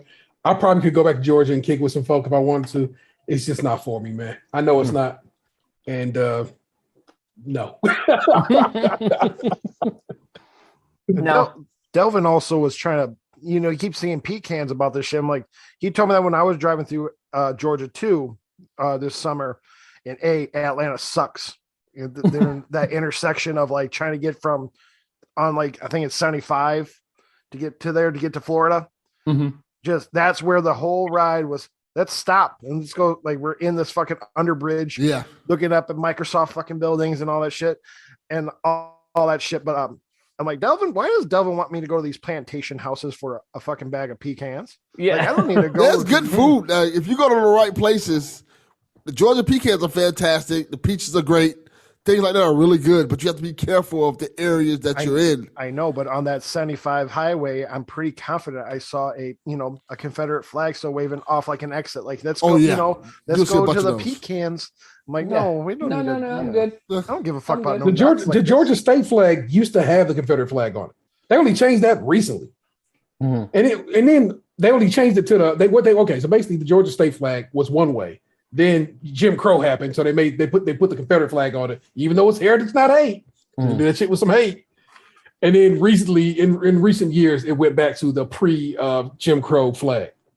But yeah, that state full of goddamn good. That whole state, it's like y'all, that whole state burnt during the Civil War. They want to act like, and they still act like they came out champs. Yeah, you're like, no way, man, that's not what happened. But yeah, I guess to kind of bring it back all around, it was a good Thanksgiving. You know, in general, I'm glad for the four of us. We all got to eat well. We all had a nice time. We got to spend time with our families. So that's always a huge positive. You know, this is going to be our last episode for the year, but not, I know you guys got a little bit scared when I said the last episode because you can be like, fuck, Mike did it again. But kind of thinking back before we get into our what's up with that, like, what are some of your highlights this year? What are some of your big, like, and I'll say this, every year since the year I've been born, every year sucks according to people. This year was hard. This year was bad. But for you guys, what do you feel was like, man, these were some highlights this year in 2021? Some of your faves. Might be movie, might be game, might be just something happening in your life. All right. Vince Staples album, Vince Staples. Fucking fantastic. I'm saying one of the dopest this year. And I was super salty that I've got the email from him saying the vinyl got pushed back till deep. I texted you on that. I was like, what? Deathloop on PlayStation 5, my game of the year. But you have to know that I have a deep, abiding love for Arcane and their type of games. Those what are they called? What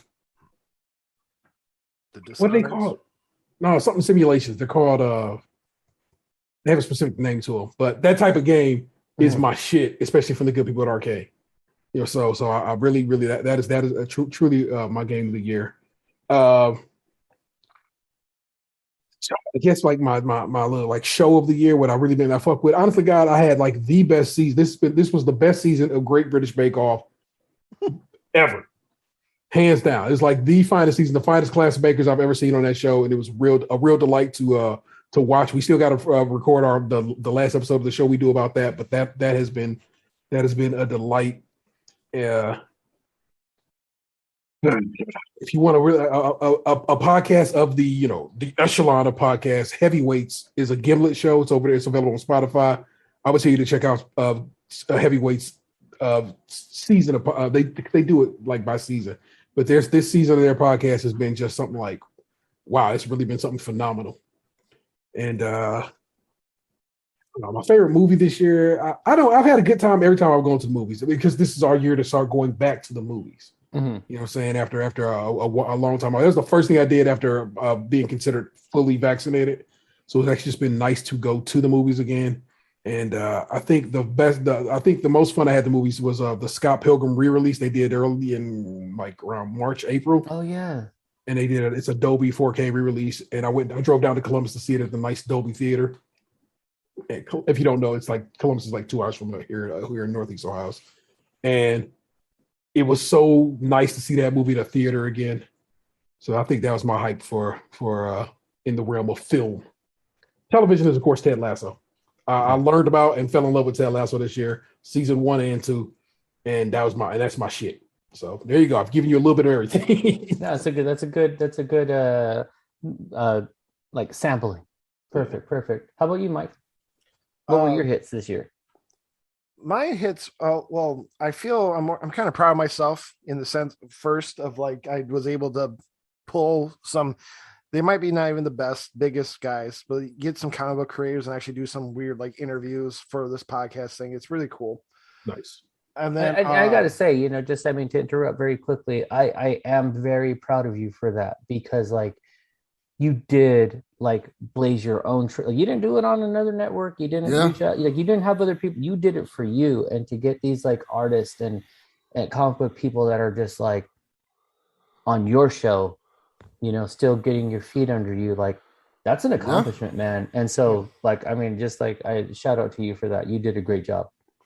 Thanks. And then very proud of you, by the way. Thanks. I don't take compliments well. It's hard. It's hard. That's why we're very, very proud of you, Mike. Awesome job. We love you. You're just doing phenomenal work, brother. I'm waiting for someone to open up a network or something. Yeah, I know, huh? I'll talk. Music, I have a very, very low pool of music, and honestly, I actually like the Donda album. After I've been listening, and I don't like the Donda Deluxe one that I just dropped, but I do like. Maybe it's also because I listened to the Donda album in a rotation of like I'm expecting this, and this all fall. The only perk about the deluxe version is that I don't have to hear that gentleman talk about his dad getting out of prison very close to each other, which happens in Donda twice. But I actually like the deluxe better. I like the deluxe better because Dre 3000's verses on there, and it's one of the finest. It's one of the finest crafted Dre 3000 verses ever made. That's the best song on the It's album. not bad. The rest of it is weird because of it came out after this Kim and Pete Davidson thing. Yeah. So there's an album, there's a song like him saying like, I'm losing my family. Like, God damn. And like, and then now I heard on the radio, like he's trying to text Kim, say the world needs us back together. The culture needs them back together. Yes, we do, because we sick of seeing Pete Davidson. This is fucking ridiculous. White boy summer's going into the wintertime, buddy. Anyway, but for TV, I learned about Ted Lasso this year too.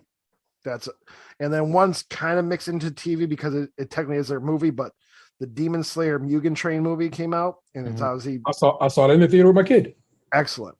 I don't even know that show, but it was really nice to like kick with my kid and take them and their friend to go see it. So yeah.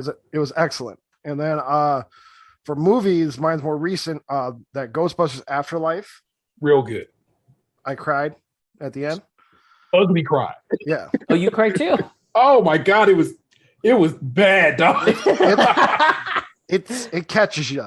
Yeah. Hey, does your girl listen to this show? Do you know? No. My girl don't listen to my show, and she helped found that show.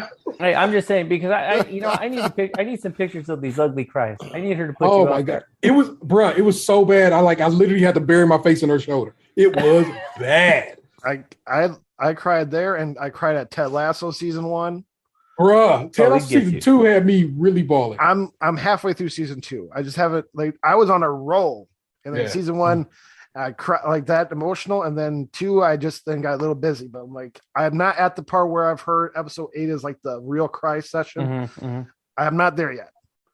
But and then for games, I'm more happy to say I found my game of the year. And granted, it'll be under the indie category if I do one talk about on my show.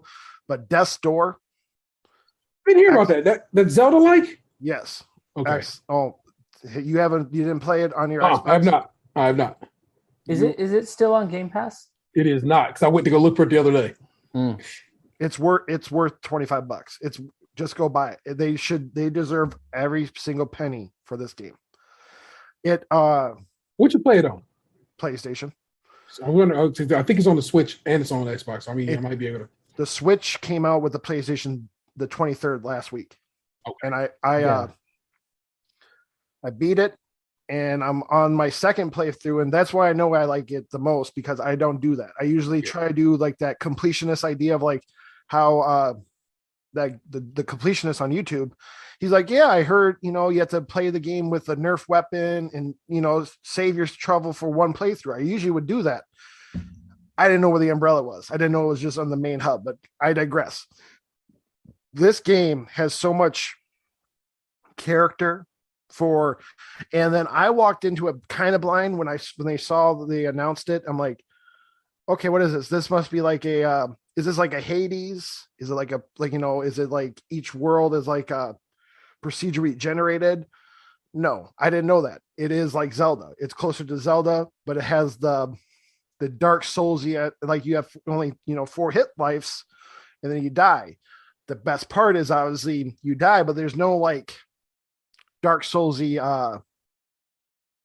negatives to it. You don't have to go claim your souls or some shit to get it back. It's very it's like because you guys ever played their previous game, Titan Souls. It was on the Vita, it was on PS4 and 3, I think, but it was a very super hard and challenging game. And I'm like, oh, they must have made they got money now, they're gonna make a bigger challenging game. No, it's they must have took some credit or, criticisms and listened to feedback. They made it a lot more easier for newcomers. And then I think it goes into, because I'm also going to do my own little thing after this, but it definitely, I like the stories about involving that afterlife and death, your perceptions on death. There's you talk to a guy that's a grave digger, and he's talking about he wants to die, but he can't die because no one can hurt him as bad. But then obviously, I don't want to spoil it, but that shit, and you have to go get souls of people who are cracking the system who do not want to die, and then you kind of hear their story, and there's some deep stuff in there. And I also like the cuteness of the crows. And no, it has a very excellent game. It's I recommend it now for a lot of people. I've heard a lot of people praise it, and I think you talked about it on your last episode, which got me really having gamed with you. And like I said, I do feel like your opinion is very authentic. It made me want to pick it up, because I'm like, okay, I'll try this out. Especially just with even how you're describing it right now. So I'm definitely going to give it a try. I liked, and then the landscapes, it even has minimalistic hand holding. You have to granted you're doing some simple stuff like, you're trying to lower a gate, but you have to like, put a bunch of campfires on fire so the gate comes off. Very typical shit. Mm-hmm. But then you go to another area and you start, I'm like, for me, I'm like, oh shit, I have a firepower now. There's a unlit campfire thing. Look, a surprise thing happens. And like, it just kind of does like that natural Zelda feel. Mm-hmm. Very well done. Nice. And then for me, because of how my show is, I'm going to say my top comic book series of this year. Yeah, I'm going to say it's The Many Deaths of Layla Starr. I was going to say that one too. That one really stuck with me. Again, it's another story of like death, the idea of a very interesting way, because the writer's Ram V, and he's a gentleman of I think he's from India descent. Mm-hmm. And he does an interesting story just in 5 issues, but of like the goddess of death. She has to go up to her boss, and they kind of have her like in a business center style, and the boss goes, "You're fired." Why? Well, because right now today, a child is going to be born, and he's going to create a way so that no one dies. So you're fired. And then, long story short, her quest is she wants to kill this kid before he discovers how to keep people alive. And that's the most vaguest way of me to say it without spoiling it. But it's a very interesting story tells that takes him through the whole lifetime of this kid while she's trying to. And it's like 2 things are happening at once. It's her hunt for this kid, and she does have interactions with him throughout his life, but it's also with her coming to terms of not being a god anymore, and like losing her purpose, her role. Yes. So almost like her learning about who she is as a person. It's really, really good. And the art style, like, it's nice. Like I love it, because it's not like your straight up traditional like look.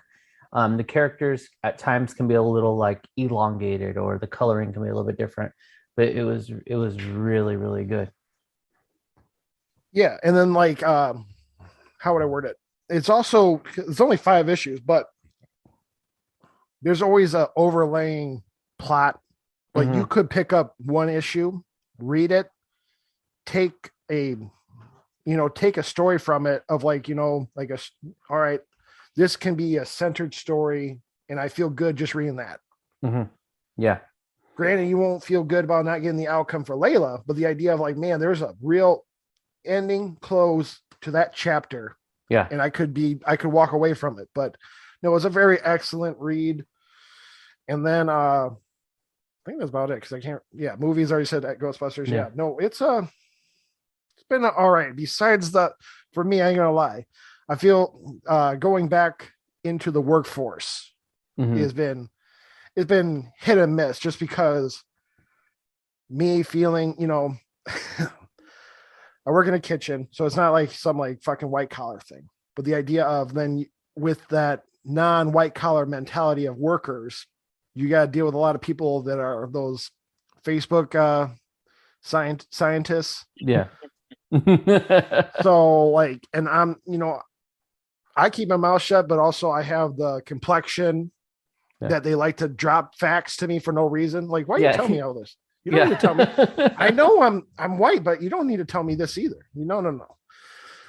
I got, but just that shit. And then, but no, everything else about the year's been pretty okay. Like, especially in the, pop culture shit, that's always been hitting pretty well. Yeah. How about you, Delvin? What you got? Not much really. I think when I think of the best things of the year, I want to say the best book I read. Well, I didn't read it. I used Audible because I'm not dumb. I'm not going to read these books no more. Yeah, fuck reading.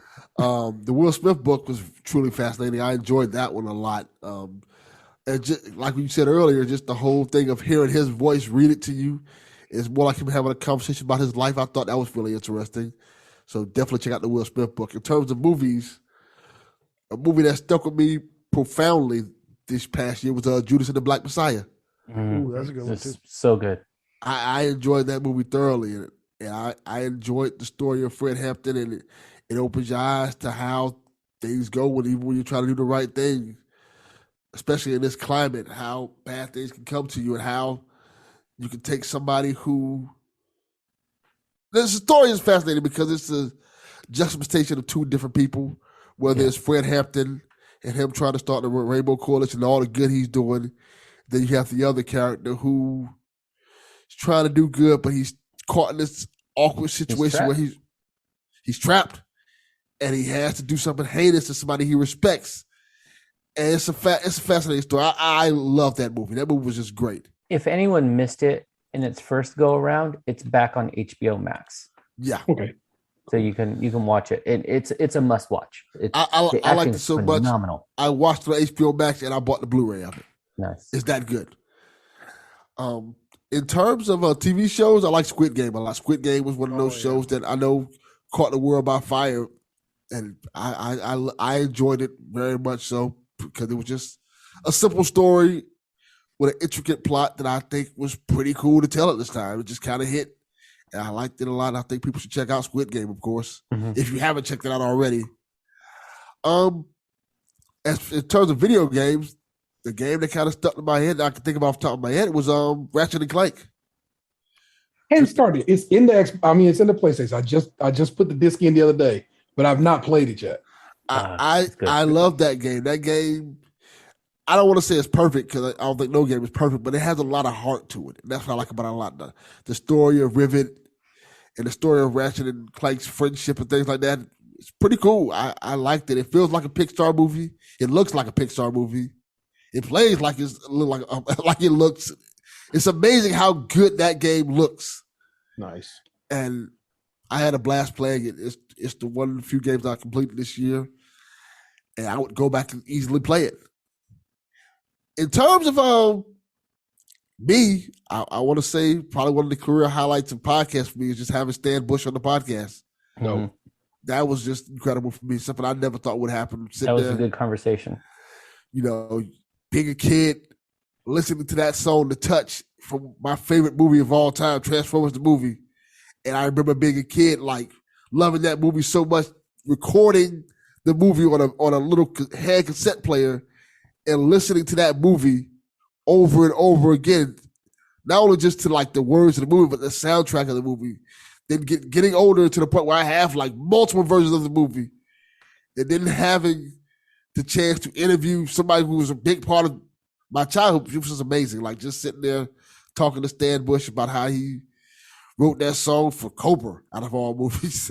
And that was a great conversation. Then, shortly after that, I interviewed a AEW wrestler, Danny Limelight. I thought that was pretty cool. And didn't expect to do that. That was cool. Then I had the episode 200, which took it right back down to like it was an RA podcast year. Episode 200 was fantastic. The response from that episode was just amazing. Everybody with their whole opinions on the N-word. Fascinating to hear what people thought. A lot of people's eyes was open to what they should say and what they shouldn't say. So I enjoyed that episode a lot. And one, I didn't talk about when it happened, I'm going to talk about it now, the Halloween episode. Oh, fuck that. I thought the Halloween episode came at the right time. Yeah, that was fun. Halloween, yes.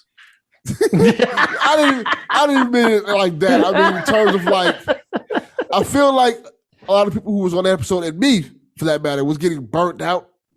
Yeah. So just sitting in a room with everybody and just having fun, was great. No, that definitely is true because it was like it came at a time that was like I was fucking tired. Like I was really burned out, and just being able to like fuck around with friends was really nice. I mean, shout out to Los on that too because that fool was editing. Yeah. And people love that episode. A lot of people say that's one of their favorite episodes. It's a long episode, 3.5 hours, I think. It's a Snyder Cut of podcast. And people got through it and they're like, yo, this was fantastic. I love this episode. It felt like a movie. Like, that means a lot to hear people say that. I thought it was great. I really appreciate everybody listening to the podcast and enjoying it. Yeah. Proud of you, Delvin. Thank you. You're an awesome. I take compliments very well, so it doesn't bother me. If it was up to me, I'd give you a plane ticket to Dubai as well. You didn't have to go to where she goes. But you know what I mean? I'd get you one too. Thank you. Oh, man, I don't want to go to Dubai. You kicking on West Dubai while she over there in the east. Right. I don't want to go to no parts of Dubai. I have no interest in going anywhere out the country. Maybe Japan. Maybe Japan. That is a body of discussion we must have later. Yeah. Somebody on TikTok told me he's a black guy who was in the military police. He got his dookie blaster eaten there in Japan. He says Japan's awesome. T just shaking his head. He's like, I'm good. He's got a weirder story too. There were so many levels of that sentence that was just wrong, out of place, and shocking. Yeah. All right. The fact he's like, he got a dookie blaster, and you're like, that's a new term for it. All right, we're gonna go into my highlights. Dookie blaster. Dookie Blaster 1 and learning 2. the word Dookie Blaster. Chaufie just put it on top of his list. Right. Now for me, like, I really wanted to detach this year, you know, and though Juice and the Black Messiah were phenomenal, I really loved Cruella, like, of the Disney movies. Like, that one's really well done. Like, if you haven't seen it, watch Cruella. That's a great movie. Luca. People aren't talking about Luca. Oh, yeah, that's good too. That movie is so good. Yet. Like, people. Silencio Bruno. Yes. That movie, it just has so much heart and it's fun and it's got like a good message. In my household, like, those are our two like big like movies for the year. On the music end, I have to say it's Tyler, the Creator, like, all around. From his album to like features that he did on other people's tracks, like, he is really, like, he has come into his own. Like, he is doing his thing, his way, his style. You can see that he has an input not only into like his own rhyme style and content, but you can see that there's a bit of him in the production and in the music selection and things like that. Grammy nominated. Yeah, Grammy nominated. And the shit, like, he is a legit person. He put it out in the universe, and did it. And then even, I remember texting T, his Lollapalooza performance, that shit was out of this world. It's why I paid an exorbitant amount of money to go see him in Toronto in the spring. So that Lollapalooza performance put me on my ass. I was like, yeah, okay. My wife, I got to see this. Who doesn't really like watch, I'll watch a lot of live stuff on TV, or like, because I love concerts so much, I'll be watching like YouTube clips of like concerts and stuff. But she caught a bit of that Tyler when she was like, he is an artist, like, different from everyone else. Like, she's like, he sees things differently. So we did the same. We're getting tickets to go see him. And then more on the rock end, getting more familiar with a band called Idols, IDLES. They're out of like the UK. They're amazing. Really good straight up like rock band. Their latest album, Crawler, is out. Just came out like maybe like a month ago. I've been listening to that like nonstop. So between Tyler and Idols, like, those are my like top twos with music. They've just been killing it. And then getting like, that was like one of my first concerts back, was going to see Idols at the Fonda just a few weeks ago. So it was like live show too. If you get a chance to see them live, like, you definitely got to do it. I got 2 game of the year. One is I'm on the same train with T, Deathloop. I like that it did something different. The art style was really, really good. The story as it unfolded, like, had enough plot twists for me that I was like, oh, okay, I wasn't thinking that, or I wasn't thinking this. And even had me like YouTubing like explanations and alternate videos and stuff like that, because I felt like there was more. And then more of like a shout out to Mike, getting to play a fuck ton of Fortnite. Like, even though it's not new this year, the season we played, we went hard. We were like, we were in there, but it was good because it was an opportunity to like hang out with a friend. We were getting people together. We were like in it. So like Fortnite for like the camaraderie and just, you know, like just hanging out and doing challenges. Like that was a blast. Every so often my son would come in and try to wreck the game and talk shit to us because he'd just be like shooting people in the head from distances and just you know, young people, you know how they are. Being a little Chaufie, you know, because when he's by himself, when he's the last one in the squad, he ran. Yeah, exactly. Like, I'm out. Bye. Yeah. So, I mean, I always knew who I was. I was the wackest one on the team, so I can't lie. You know, it just is what it is. The camaraderie. Yeah, Delvin. Yeah. Because these guys, bullets would be whizzing by, and I would just be like, which way are those bullets coming from? And they're like, behind you. And I would just like go forward, and they're like, the other way. I was like, I mean, whatever. It was just for the fun. I mean, so those were some big highlights. And then just as far as like podcasting goes, you know, just shout out to like the guests that I had on. You know, thanks to Delvin and T for being a part of those special guest episodes. More Delvin. Appreciate that.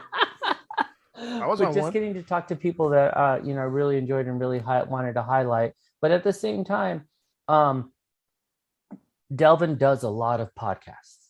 He does a lot of shows, but knowing that he makes time to do my show is a highlight for me.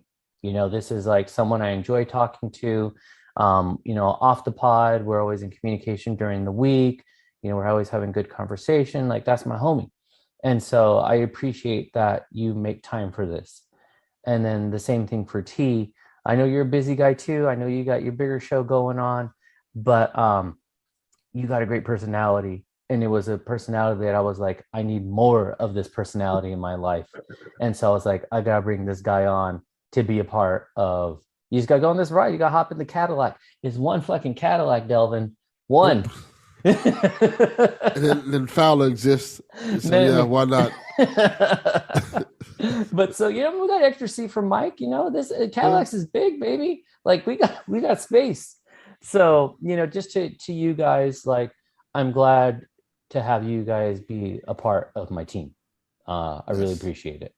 And then now to just get into some judgy shit, because that's enough of some mushy shit.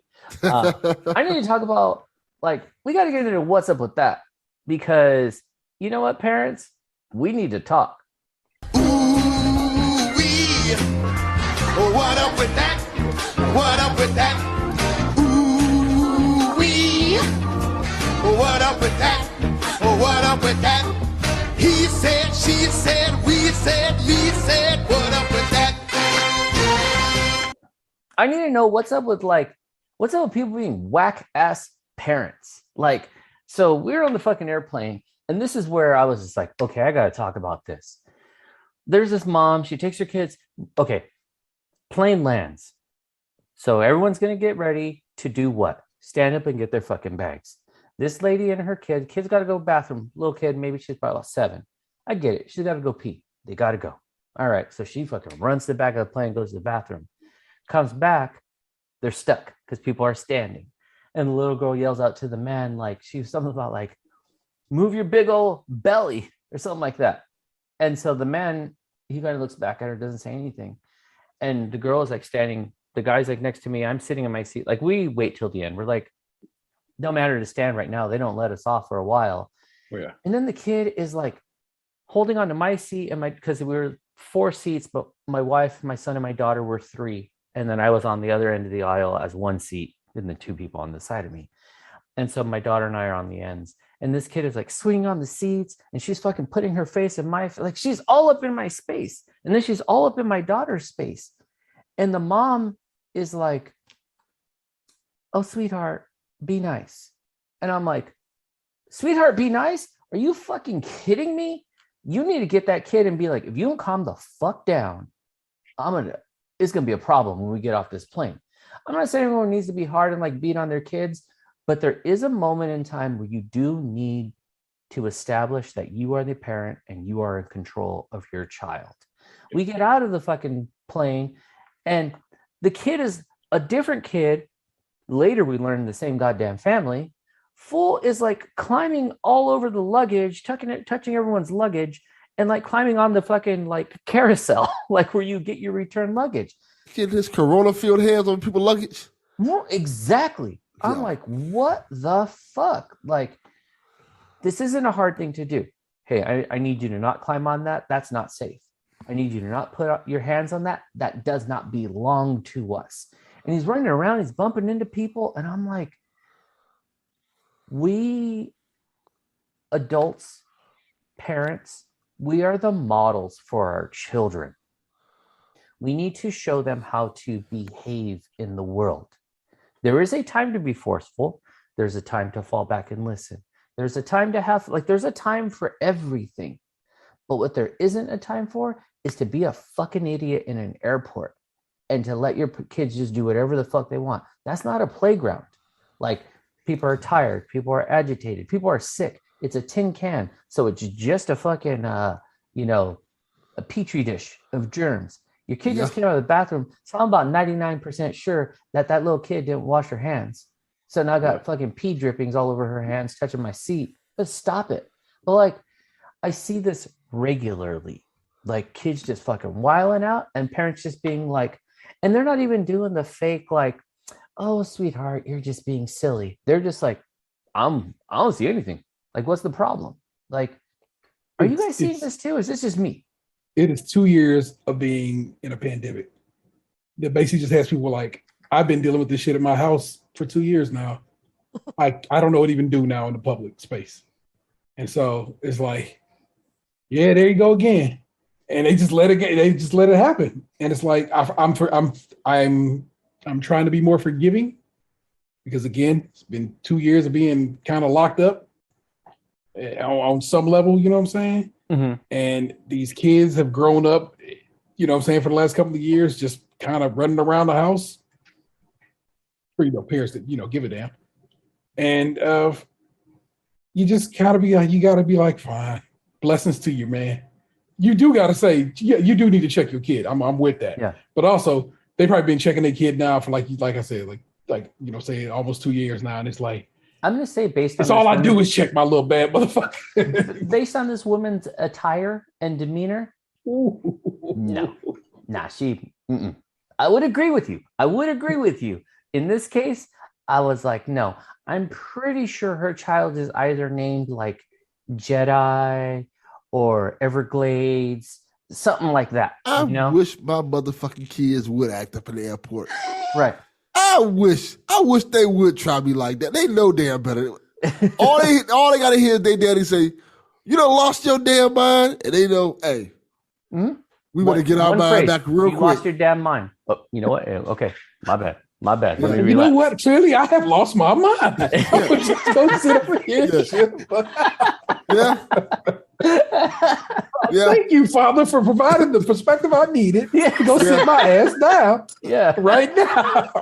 But there's a tone, and it's just like, come on, because I also because I work with kids all the time, I have no problem telling someone's kids.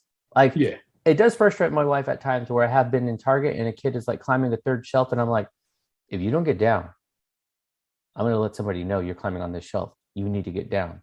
And she's like, you can't do that. And I'm like, yeah, but when that kid falls and cracks his fucking head, and they're going to be like, that man didn't help him? Yeah. Like, that's a problem. So I'm on that. It takes a village shit. Mm-hmm. It do. Yeah. And sometimes you got to be like, hey, man, get your kid.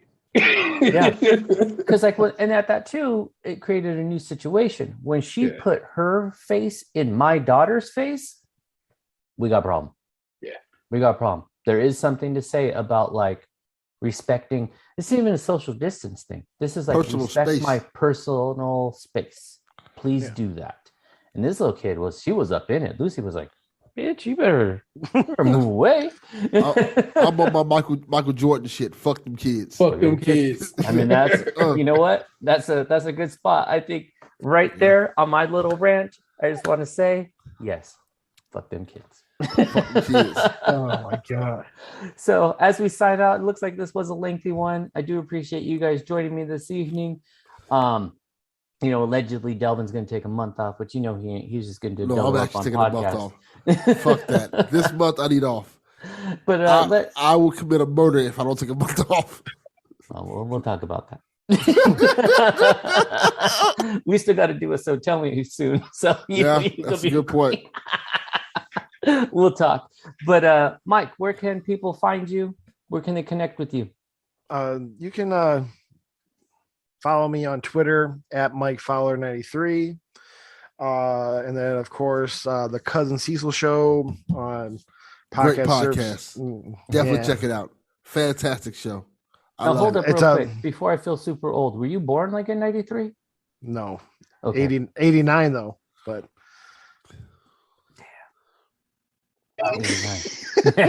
T and I are like, shit, man, we were born in 75. We should be talking to you. The 93 thing, it sounds stupid, but like I just used 93, and then I was just a dumb kid, and I grew up with Murphy Lee from Nelly's group. Yeah. And he used to say, I've been in since 93. And then it was I just like 93 for some reason. And also, that was your number. Yeah. Night Before Christmas came out 93, all that shit. 93 till infinity. Right. Yeah. There you go. Kill all that whack shit. Yeah. But yeah, just the CuznCiseal Show on podcast services around the globe. And then it's an all right solo man show. Pretty good show. Especially for the recommendations. Like if you love comic books, listen. I mean, even though he is a DC guy, he will give you some recommendations on like Marvel and independent stuff too, which I do like that you do highlight independent as well. Yes, very much so. I guess I can also sugarcoat that on every episode, which he's talking about. I ended with hot picks and with a TV or movie, and then one music track. And then what I do with comics now, since I went on a whole rant with like I said, comic creators. I just tell you every Wednesday, like what's going to come out that Wednesday as a number one. So you can start off on that. Here's your starting off point if you want to start. So yeah. Very good. Very good. T, what's happening on your end? Every week, every Thursday, Stage Crunchy and Milk. Crunchy being spelled with a K comes out. I'm pretty good about getting it out on Thursdays. Every now and again, it'll flip, it'll flop. This week's episode will be out Thursday. It'll be good to have it. It'd be great. It's always an interesting companion piece to this show. I always feel like especially if the ones that come out around the same time, it's almost like you'll get a behind the scenes of this show because I'll talk about my experience on this show over there. Like, I was on Chaufie Show this week doing this, that, and the third. So it's always hyped to do that. I am Tayrel 713 anywhere across the internet. Feel free to add me on PlayStation, Xbox, whatever. I'm all good. And give our show a listen, man. I think it's pretty hype. I think we do a good job at it, and I'm very proud of our show. We've been doing that show for 8-9 years now at this point, so it's pretty good. We have done a Great British Bake Off recap show called Stage Crunchy Milk presents Creme Patissier, and it has been a delight. Like I said, as it turned out, this really was one of the finest seasons of Great British Bake Off ever. So it's been real dope to have that show to be able to discuss it with other people who watch it. So that's been a delight. I don't want to fluff tea too much, but no, if anyone who does not listen to this and doesn't listen to Skim, go listen to, I wish I knew which episode number I'm saying, but the one that one of his members of his pod is now living in a RV or whatever it is. And then I was like, all right, this is the one that they're going to like not sign off, but like T started to break this down and making this guy open up, asking the same question. And it was it boggled my brain. Like he was saying this, no. How's your family doing? And then he kept on, no. Like, he's like, how are you doing being involved in the, and it was like, it felt like I was in a therapy session, but in a good, positive way of like, just knowing like, there's like, is that group of friends that are like a therapy session to each other each week. And like, help each other, obviously keep the positive for each one's life. It's really cool to see. You do have each other's back. And even if there are, like, you could tell when there are, like, it's never arguments. It might be disagreements, but you would allow each other to speak and like, there's respect, so I think that's a super huge positive. It's a great show. Now on the handles thing too, am I tripping, or is there a rap that goes with your Tayrel 713? No. Because early in college and into high school, T was on that West Coast shit. It used to be Tayrel 187. Yeah, glad you changed that. Shit. Yeah. You better stop fucking around. Yeah, glad you changed that.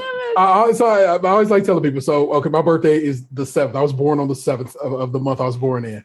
It's just, if you look at my palm of my hand, you see that 7 in the palm of my hand, which I've always found fascinating that my body has these sevens that correlate. So 7, my lucky number, obviously. And then 96, Outkast drops ATLians. And that album wraps up with a poem by Big Rube that said, Jesus and his 12 disciples equals 13, a righteous number of righteous men. Even Judas the betrayer came true in the end. And I was like, 13, always getting all this disrespect, but 13 is such a fly ass number. And so Tayrel 713 comes out of that. You know what I'm saying? So okay. That's where I was. That's right. Because we didn't ask again. I remember you saying this story once, and I was like, wait, did he make up a rap, or was there something with this? Nah, it just came together. My man Big Rube, you know what I'm saying? All right. That's ATLians. All right. There we go. If you don't know, now you know. Yeah, for sure. Now, how about you, Delvin? What's going on, man? Where are you not going to be, hopefully? My Twitter name is just my name, Delvin Cox. Isn't it underscore? Nothing spectacular about it. Just mediocre as fuck. There's no elaborate stories about how I got the name. My dad, none of them my mom. They decided to name me Delvin. Wow. It wasn't even creative. My dad's name is Kelvin. He just changed the one motherfucking letter and said, "You're Delvin now." That was it. That was kind of it. My father's pullout game was weak. Right. Yeah. And here now I exist. Hey, but you know what? If he just nutted on the belly, we'd have no Delvin Cox experience. Yeah. So just saying. That would also made it weird too. Just I realized because a few episodes back, I believe it was on a So Tell Me, Delvin was talking about how fine his mom was and still is. So now it just feels awkward. I'm gonna look at mom. Yeah, now it's just awkward. Yeah, pretty much. Yeah, you can probably check me out on Twitter at Devil_Cox. Check out Devil Cox Experience, but I won't motherfucking be there. A good time to get caught up. A good time to go get some episodes under your belt. Yeah. I ain't gonna be there. So have fun with that. I'm taking a break. I will say check me out and play some video games, but I ain't gonna be in that motherfucker either. So y'all can check out everybody else there. They'll be having a good time. I will say, listen to the latest episode with BTG and Country Boy. That's a great episode. That episode it was a lot of fun. Country Boy eat like motherfucking lettuce and shit for Thanksgiving. Right. What the fuck you talking about? You said, how you Country Boy, but you don't eat country. Yeah, you don't eat a goddamn thing for Thanksgiving. I was waiting for this fool to say, I eat salmon on Thanksgiving. It's like, what? Yeah. Also, I did have a hard time because he sounds like Joey Craig. And so I was like, is this just like a Joey Craig imposter? But yeah, we'll talk about how you record this month soon. And then on my end, you know me, I'm Chaufie. You can hit me up on Twitter at LChaufie, ELCHAUFIE. I'll be out in these international waters. I'm going to be flying around, living my best life, doing fantastic things. Got more trips coming up. Going to be seeing friends soon. And, just making it through the year. So, for everyone who's been on the pod, who is on the pod, we had a great 2021. We made some good memories. We're about to roll into 2022. It's going to be fantastic. So we out this bitch. Peace. Peace. Fuck Mike Fowler.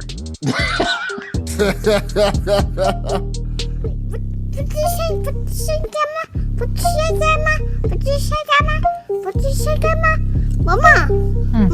What? What you say? Grandma's not here. Grandma's not here. She's not. She